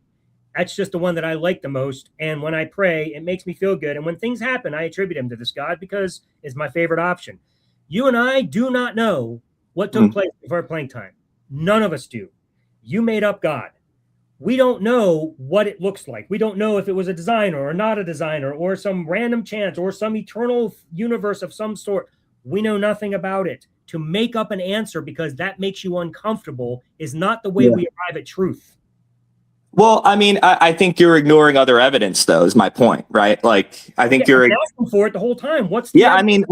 I mean, again, look up. I believe in miracles, right? I believe Our Lady of Zaytun in Egypt. The Egyptian government, who was an Islamic government, actually had motive, and it's documented. They tried to disprove it, and eventually they came out and said, actually, we don't know what this is. It's likely supernatural. Our Lady of Fatima.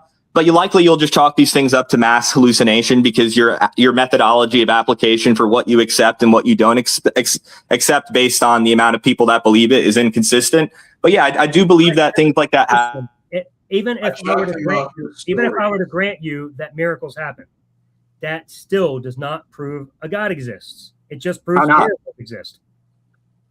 So how does it? Why a miracle happens? If something that defies your understanding of what is physically likely possible happens, right? Like, so what would it take for you to actually believe in God? Let me ask that.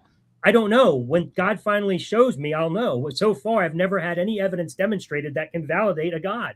So a miracle would make you believe in God? I don't know. I've never seen a miracle. You claim there's miracles. I've never seen one.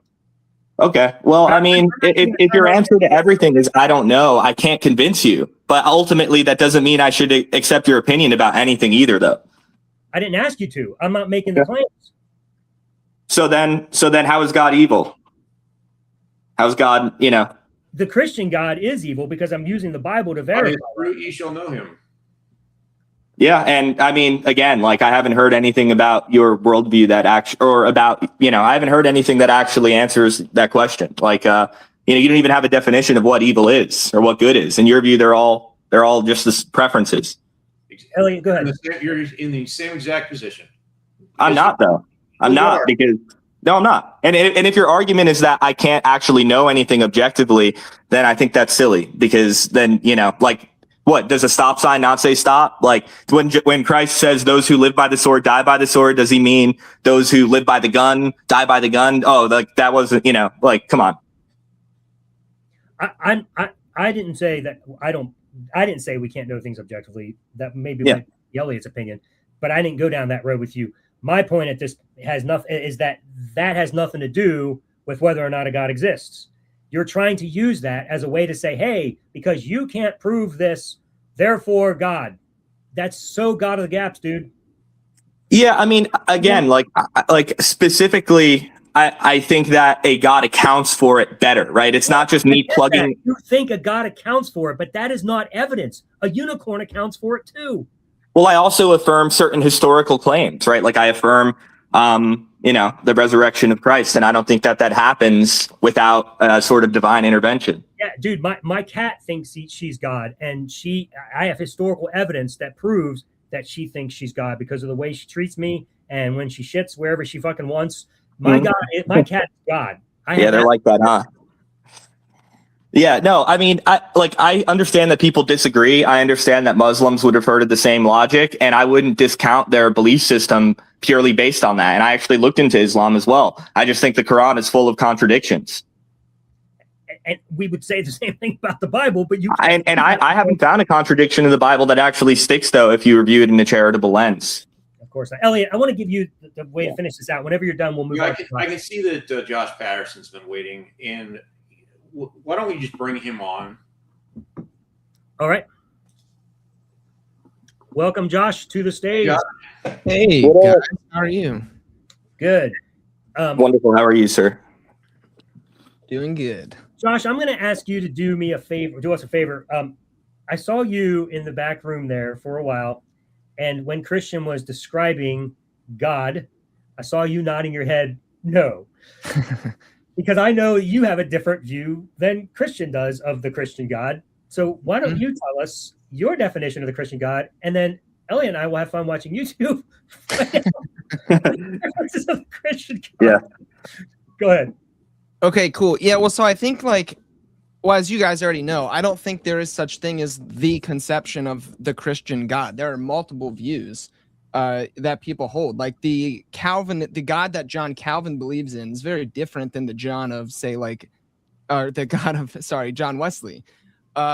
So there's difference of opinions. And so coming from a Catholic perspective, the whole unmoved mover thing, I reject all of that because I'm a process thinker. So my conception of the divine falls within, the philosophy of organism from Alfred North Whitehead. And so I wouldn't make the claim that is the Christian God. I would just say that is my understanding. If there is a God, which is as Alan and Elliott know, is a big if for me. If God exists, in my perspective, the God of process thought is the one that makes the most sense.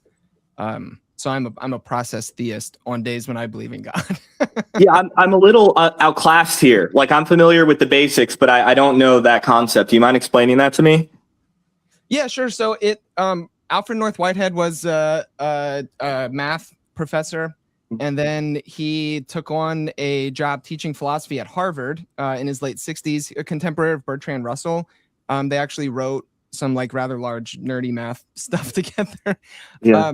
And what he was trying to do was he was alive when quantum physics kind of started breaking everything that we know about science.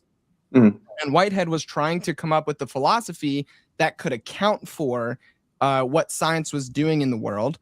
And then ultimately, when he was doing that, he came to believe in a version of God because it's necessary in his system. Now it looks very different though. So process thought would reject core tenets of classical theism. So God is not omnipotent. God's omniscience, I would say God is still omniscient, but the future doesn't yet exist. And therefore God does not know it because it doesn't exist to be known. I would reject that God is immutable. I would reject that God is impassible. I would reject that God exists outside of time. I reject supernaturalism. So I'm a religious naturalist. Yeah, so it's just it's a very different kind of conception of God, because I found the God of, I used to be an evangelical. I found the God of classical theism incredulous. It didn't work with my worldview, my understanding. That's why I like Alan and Elliott, because we agree on like 90% of things, and then I'm like, yeah, but maybe God, and they're like, stop doing that. Yeah. I feel like that's our relationship summed up in like in a sentence or two. But yeah, that's some of the process conceptions. Yeah, I mean, that's really interesting. You know, I guess at first I just have to obviously say, like, obviously people disagree doesn't prove anything false. So, you know, it's a classic objection to say, oh, well, there's a lack of unity in Christianity. You know, you guys don't even agree. I don't think that actually proves anything false. You know, I think we would all kind of at least, you know, even it might be a sign, but I don't want to put words in your guys' mouth. But anyway, yeah, I'm unfamiliar. But I guess my question would be, like, if you believe that God is not omnipotent, do you believe that he was created? No, I don't. Okay. I would still, yeah. But I would want to say that like God, and if we're going to use theistic language, creation, are co-eternal, that they necessitate one another. So God is the ever creator in my perspective. So, you know, regardless of cosmic epoch, God is creating and always has been, if God exists.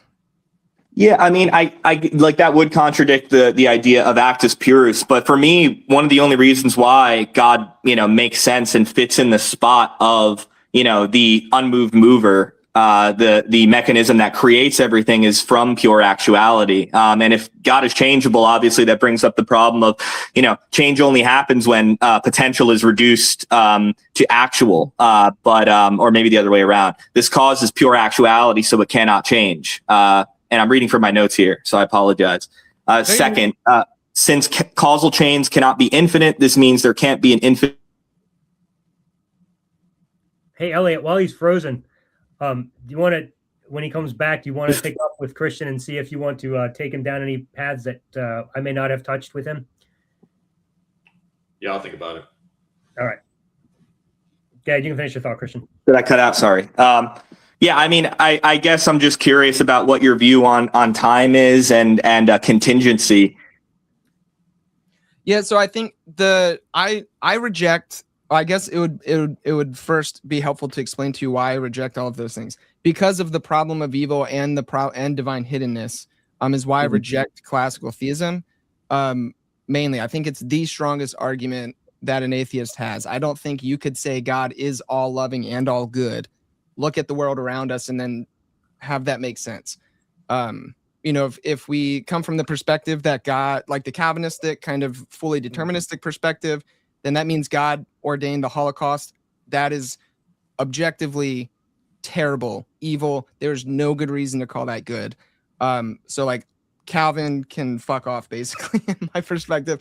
And then within the kind of the other perspective, when, like, I guess the Arminian view, and people would argue that people have free will, they still want to hold to something like the idea that God knows the future fully, that God didn't have to create, that God created out of nothing, which means God is still morally culpable for evil, because God knew the world that he was going to create, knew that he would create a world with the Holocaust happening, chose to do it anyway. We call it free will, but there's no freedom in it. Like, if God knows the future extensively, if God knew that today, instead of grilling pork chops like I'm supposed to be doing right now, I got on the internet to talk to you guys, I couldn't do that. I don't have a choice, because God knew that as a future condition perfectly.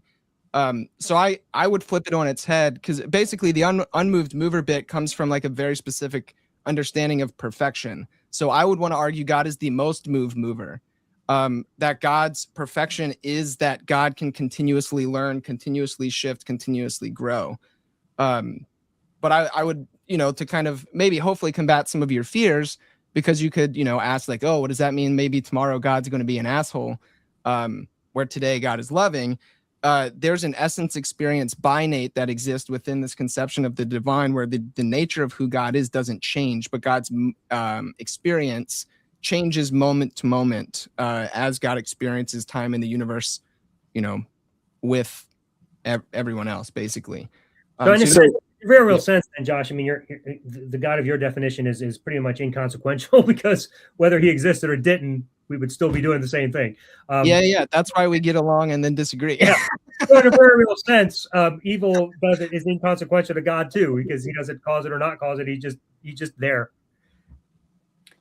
Yeah, I mean, I guess, and this is a point that you guys are probably going to be like, what after? But like, I think that God has every right to wipe out humanity today, if he wanted to or not, and it wouldn't be evil. I want to say that, right? Like, there's a distinction between God wiping out the entire human race and humans murdering. And it's not just because of the fact that in both cases people die, right? It's the nature of the action. Whereas humans, we don't have authority to take dominion over the lives of others, where God can end creation today, and he would not incur any penalty or debt from that.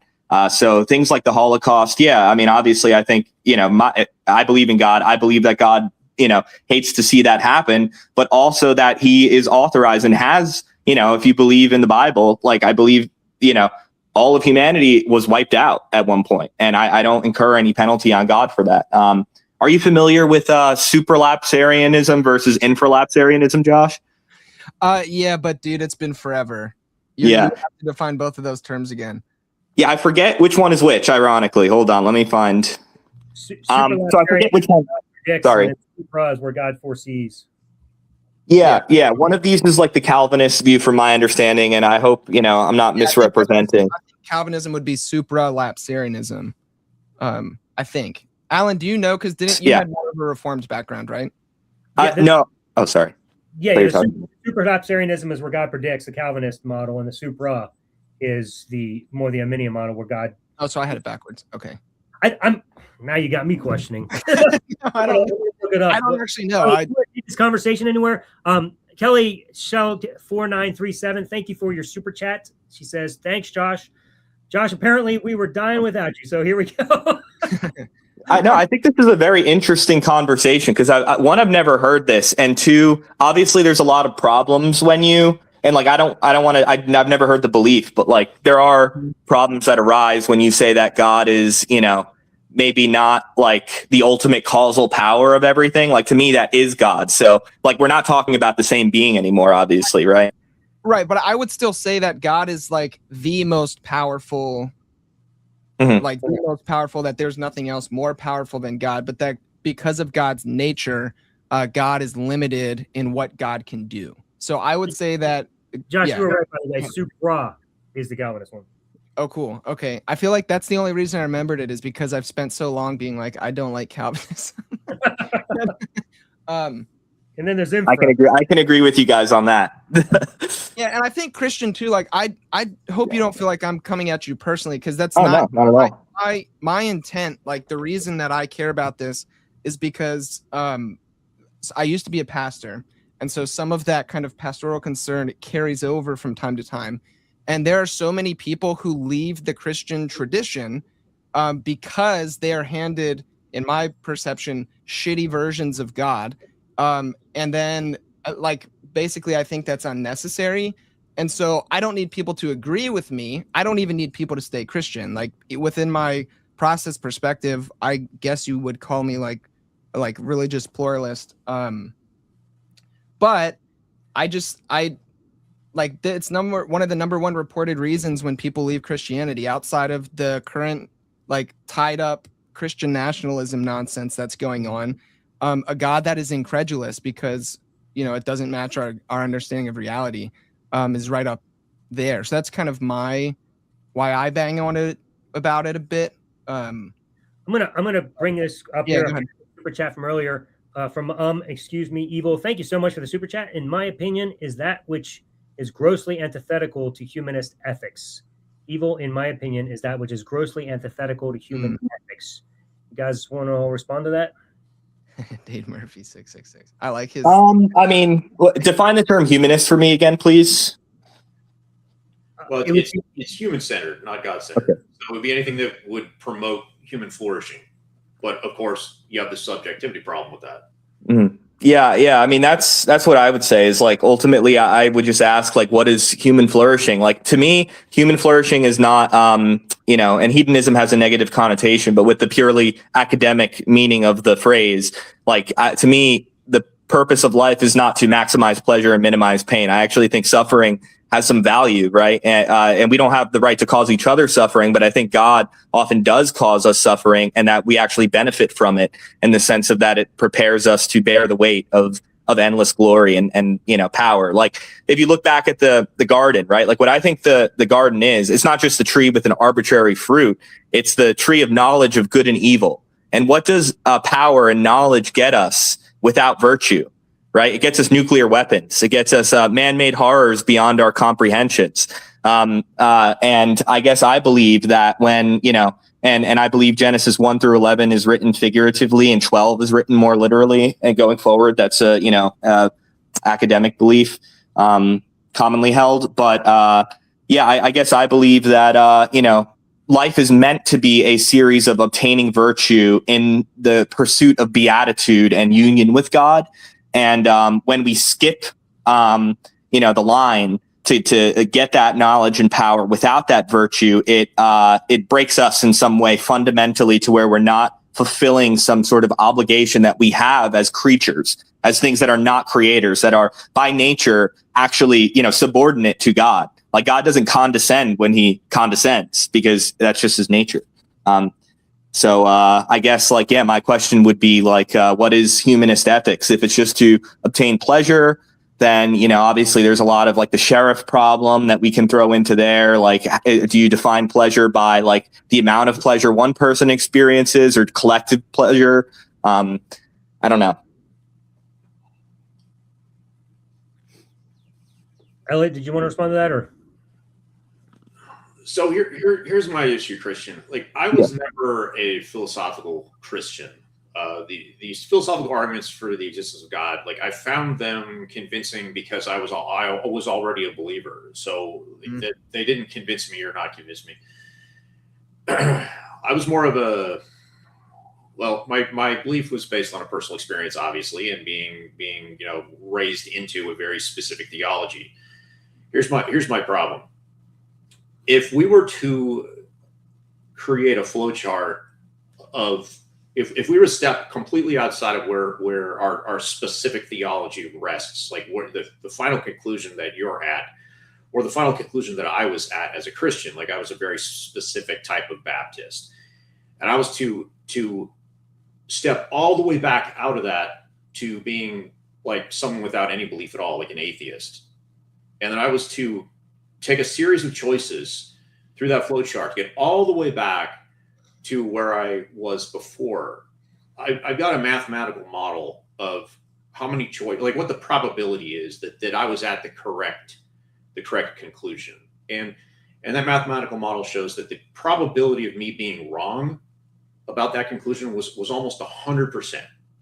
So I'm stuck out here as an atheist. And when I left Christianity, I didn't find any particular belief in a God convincing, because that's what this is all about. We're either convinced or we're not. I'm not convinced. You're obviously convinced. You're convinced for different reasons than I would have been convinced.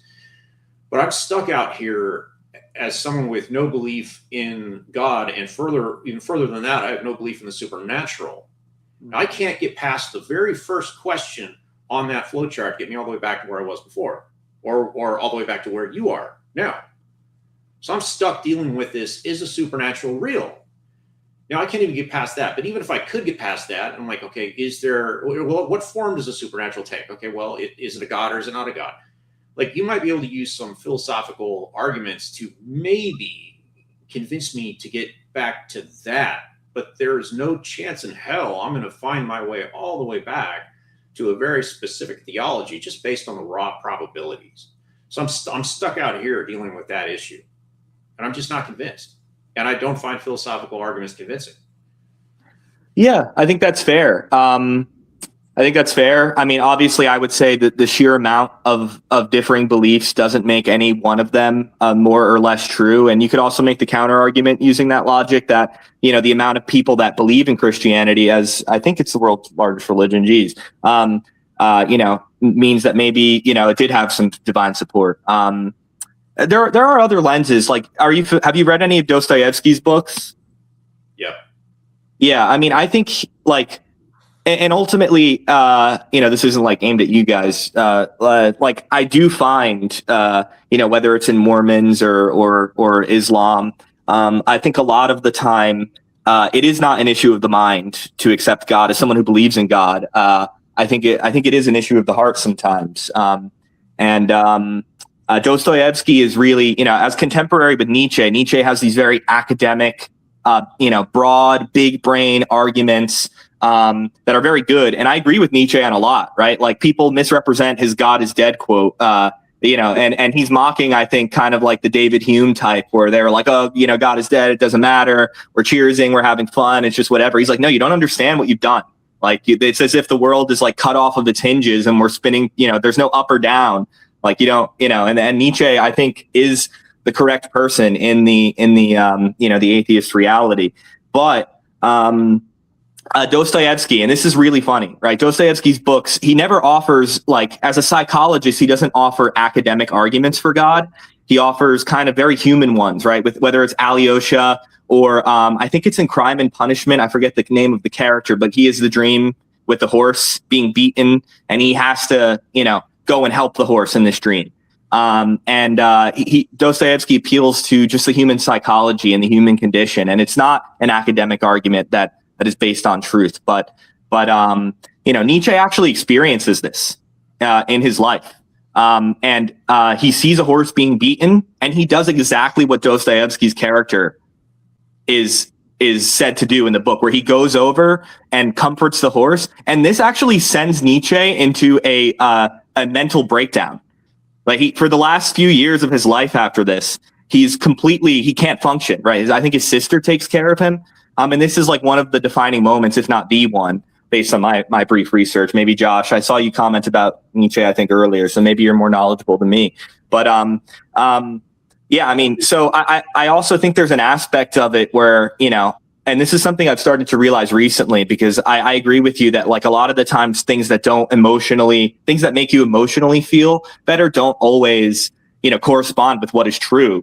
But I think that there is an aspect of But one of the requirements to having a good faith conversation is to take the other guy at his word. And so when I tell you that in my case, it's not a heart issue, I'm being totally honest about it. Yeah. I was a sincere believer as a Christian, 100%. Like I didn't fall away because it was a heart issue or atheism made me feel better. It actually made me feel worse for a period of time. Like I fell into a terrible depression because I had lost my entire belief system, and what I thought was the truth became convinced that it was not. So it's much more comfortable to be a Christian because there's a lot of benefits that come to believing that, like imagining that everything's going to be made just in the end, or that we have eternal life. But for me, it's not a hard issue at all. Like I genuinely don't believe because I'm genuinely not convinced, and I genuinely was a believer at one point. Yeah, I mean, I guess I would just you could tell me if you have objections. I'm by no means like a professional apologist or I'm just a guy. But yeah, I mean, I also had really, a lot of intellectual and emotional, not saying that you did, I'm saying I did.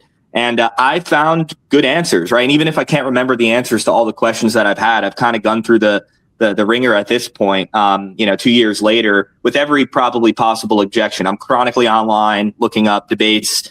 I usually find that Christianity's been battle tested, and I think unlike Islam, I think it is consistent. Like I believe that. I don't believe there are contradictions. I know you would disagree, but I don't believe there are. Well, I would hope we would disagree, because obviously that's what we're here for. But like the things that I want to talk about when I have these conversations, it isn't the philosophical. I see them as red herrings. I think that they're a very recent debate tactic in the aftermath of the new atheist movement, because Christianity, I believe, has struggled to answer a lot of those evidential issues, and the evidential issues are what took me out of Christianity. So the things that I actually want to talk to people about are the things that made me not a Christian, and those were evidential things. For example, textual criticism. Like I'd love to have a conversation about textual criticism. Yeah, I mean, I'm not super knowledgeable on it, but you could try me. I might have to, I usually when I there's the accusation of the mismatch of dates in John versus the synoptic gospel. Like, that is not really a contradiction. So that's just an example of one that I have resolved. And I'm saying this not to give more credit to the Bible, but to demonstrate my method of that is a contradiction seemingly. Let me look it up. And if I find an answer that I'm satisfied with, I think it's I would say, okay, well, this explains the contradiction. And, so if you have actutions or concerns, I'd love to hear them. Maybe we can talk. I would invite you back next week to actually have that conversation. I know right now we've gone a full hour and 54 minutes so we're kind of limited this time around. But I think that would be much more interesting to myself, at least. Yeah, well, Christian, you're welcome back anytime. We have thoroughly enjoyed the conversation. Yeah, man. Sorry if I got this is an emotional issue for me in addition to an intellectual one, and I'm not very articulated. So Dude, no. fine. Oh, you're very articulate. Yeah, you are. Thank you. Not only Thank that, you. you were delightful to talk to. You were fine. No, you didn't do it. Yeah, you were great, dude. You're welcome back anytime. All right, thank you, my friend. I don't think emotions are inherently bad either, Christian. I think none of us here would be here if there was it's not some kind of emotional investment. I think we can admit that it does impact our lives. Otherwise we wouldn't give a shit. We would just be like, screw it doesn't matter. So I don't think we have to write that part off. We can just admit oh yeah, this matters to me. I think that's okay to say. Right. Absolutely. All right. Well, thank you, gentlemen. I hope you have a wonderful weekend. Dude, absolutely. Thanks for coming on. Thanks for coming out, buddy. Bye-bye. Josh, before we go into anything else with you, again, another super chat we need to deal with. It's the last one. Thank you, E. Murphy, again for another $5. Christians have no foundation upon which to construct a coherent and consistent ethical framework. They're sycophants for their own concept of God. Yeah, I mean, I think point well taken. I think this is why you see Christianity being weaponized to do tremendous evil and then also to do very good things. So the most appealing version of Christianity to me would be one that would make some kind of move where it's okay, the ultimate revelation of who God is the person of Jesus, a la Hebrews or whatever. If you want to know what God looks like, look to the person of Jesus. Anything that doesn't look like Jesus is a false representation of who God is. And then try to base your ethical position as a Christian in the teachings of Jesus. To me, that's the best way to do it. But it's still riddled with problems. That was one of the things that broke for me, right? When I was doing the whole deconstruction thing, and then I found there was a very specific pastor that I found who was very Jesus-centered. He was the head pastor of one of the largest Anabaptist churches in Canada and the US, multiple sites. His theology wasn't shit. And then he fell and had a whole big scandal, ended up going to prison. And that kind of blew it up for me because it was oh, wait a minute. Even this guy that has the best version of this Christianity still, this happened. So I don't know. I think it's fair. It's a fair critique. And I bet you never thought you'd hear that from a Christian. I just try to be honest. Well, I'm glad you were here to answer because I'm not sure I have much more to add to that. I don't know. People do dumb stuff. Yeah, I think that they're mostly correct on that because we often hear Christians say that they have this objective morality or they get their odds from the Bible.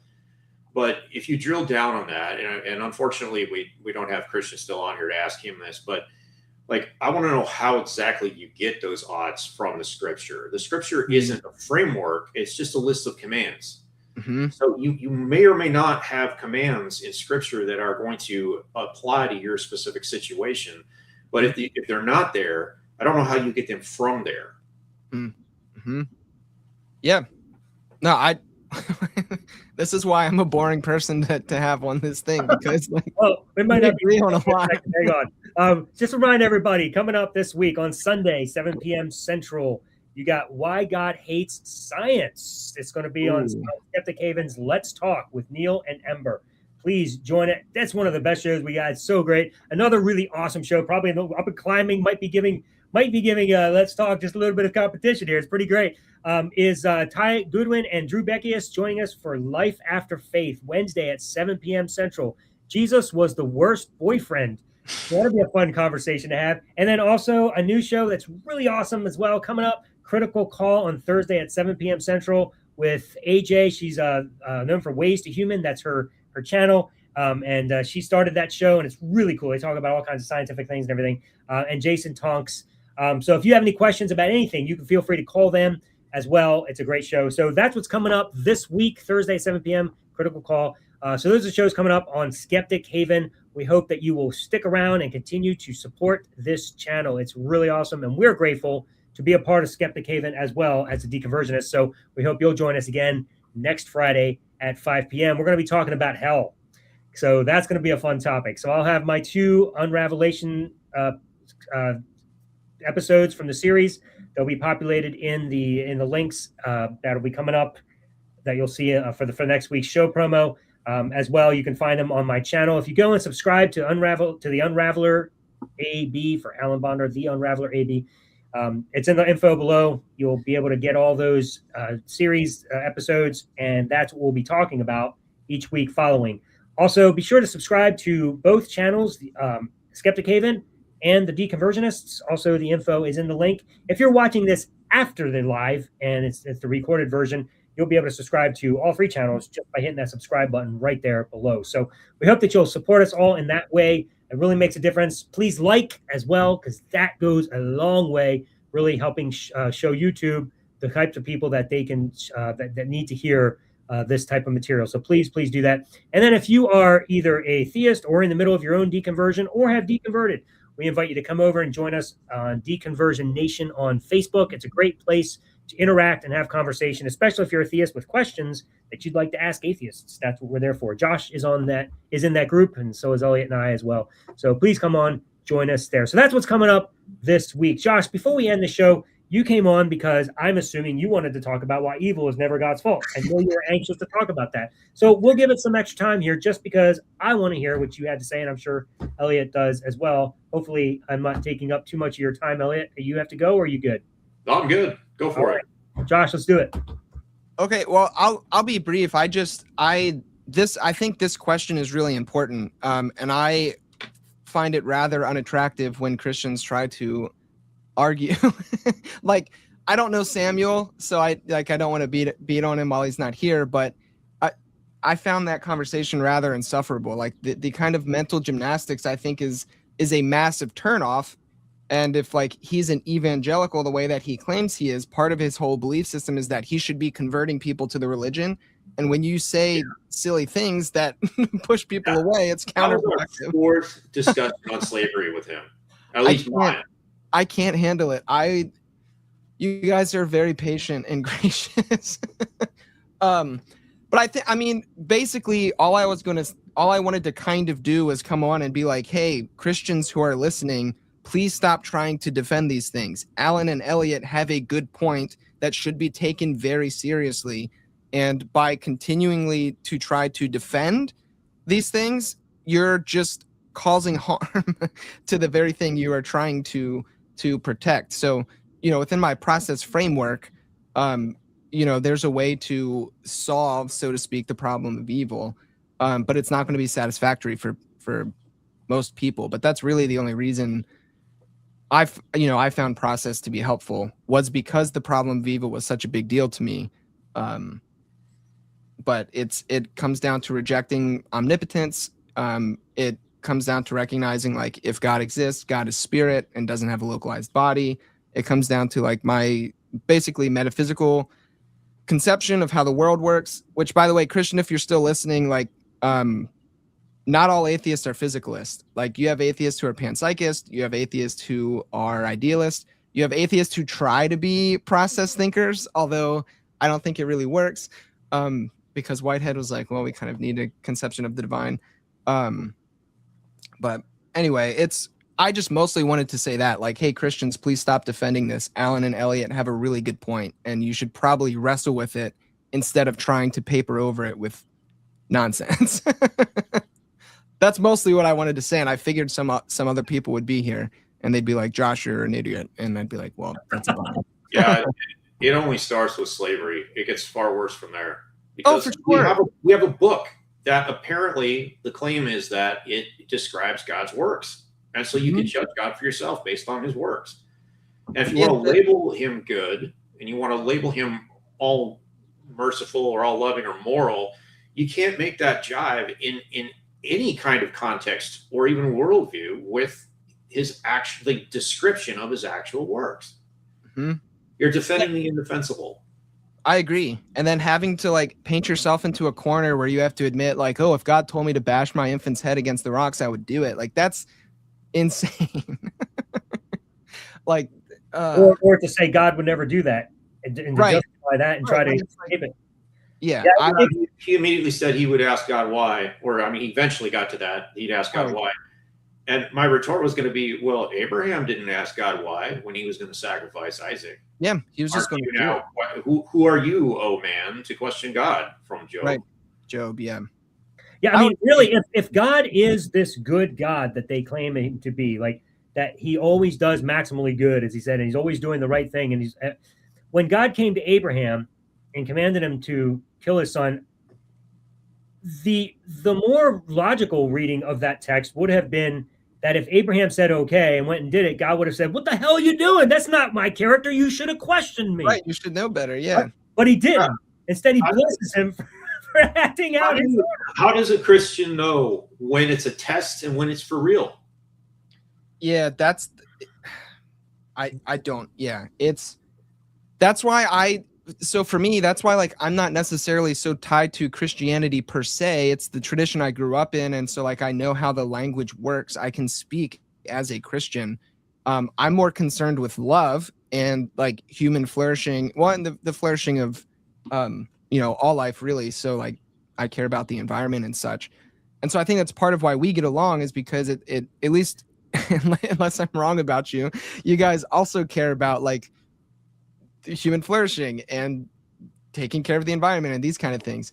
So like I'm more interested in that. Like the question of does God exist is less interesting to me. I'm more interested in knowing what do you do with that information.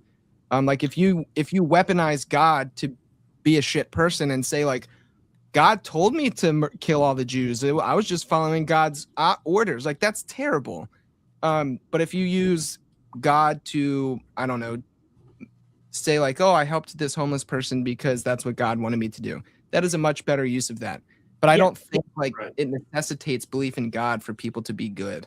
No, well, I would argue the opposite. I can tell you, at least from I don't know how all people who have left Christianity feel, but seemingly the very second, and you know my testimony, my story, the second that I was standing there having my prayer walk and everything just like the brainwashing just disappeared all at once seemingly, and I was like, I'm an atheist. Like it was the craziest moment. If anybody's interested, it'll be all the information's in my book, and I've told the story many times in other places. But seemingly in that very moment, something switched in my head where instantly I was no longer feeling the need to defend this God like Samuel was doing, where what all these atrocious things that we're talking about, I had to validate as good in some fucked up way. I had to do the gymnastics like these guys are doing here on the show. And instantly in that moment, something switched and I was like, I don't have to do that anymore. I instantly now cared more about everybody around me, including myself, than I ever did before being a Christian, submitting to this God. Because no longer was this God telling me that I was worthless and needed him. I now had my own worth. And it took time to get my own worth. And I had to go through a lot of therapy for that because that shit really fucked my head up. But it was like instantly I knew like something had changed. I now care more about humanity than I ever did. I'm telling you, and Christianity doesn't make you love people more than being an atheist. That's just bullshit. And I'm not saying it's one way or the other. I'm not arguing that if you're a Christian, you love less. If you have that mentality that God's always good, then you're going to say some really weird things like Samuel was tonight, where you're willing to stone people if God says that you should. But I mean, like, it's just, you're either a good person or a bad person. And I find that the good people are the ones that are starting to kind of journey where you are, where they're like this to the God of the Bible and starting to reinvent him in ways that make more sense to them because he is not a good God. So Yeah. Be what's happening. And even from like, I mean, to your point, like from a psychological perspective, like rule 101 of therapy is that the job of the therapist is to practice unconditional positive regard. So like telling people that they're a piece of shit and they suck is not conducive to bringing about like flourishing. It like actually it comes from a place of, again, unconditional positive regard and acceptance. So that even that piece of like the worm theology inherent in a lot of like conservative, fundamentalist, evangelical, kind of Calvinist types of theology is counterintuitive to what you want it to be. And they'll be like, oh, but grace. And be like, yeah, but then you also believe God's going to like torture you in hell forever. So get out of here with your grace. It doesn't work. Like, yeah, in order for there to be grace, there has to be a contrast. Yeah. It's like, come on, guys. But I don't know. I've been reading, so Simone de Beauvoir was a existentialist, French existentialist, kind of contemporaries of like around like Sartre. I mean, her and Sartre were kind of like lovers. And I know one of the things that people hit you guys with a lot is like, oh, you can't have morality if you don't have God. And Simone de Beauvoir wrote a book called The Ethics of Ambiguity, which is her within the existentialist system as an atheist arguing for ethics. It's a fantastic text. So any Christians that are still listening, go read Simone de Beauvoir because she's a badass. You're trying to indoctrinate them into postmodernism. don't mention that term, or you'll feel. Yeah, it's a dirty word, right? Yeah. Well, that process thought is a constructive postmodernist perspective. So, yeah. Extremely unpopular with the American mind. Yeah. Well, it's a boogeyman, like many things are. So. Oh yeah. You guys are the ultimate devil. Right. We've been called as such, like with all of we're promoting something called Theology Beer Camp right now. And dude, I don't know what the difference is, but somehow this year the algorithm has fed our stuff to like the wrong kinds of people and the name calling that you guys are, the most evil Satan worshiping, blah, blah, blah, blah, blah. It's nuts. And it's been like intense. Yeah, I can give you some pointers on where that's coming from, but that's sure. Best gone off the air. Yeah, absolutely. Well, thank you guys for letting me hang out and crash your party. You guys are always fun to talk to. No problem. I brought you on with Christian on purpose because I figured you'd be able to address philosophical stuff a lot better. Yeah, I mean it was fun. He definitely knows like his like that section. Like I'm very familiar with his line of thinking. I just fundamentally disagree with him, but I get it. Like. Right. I get it. Yeah.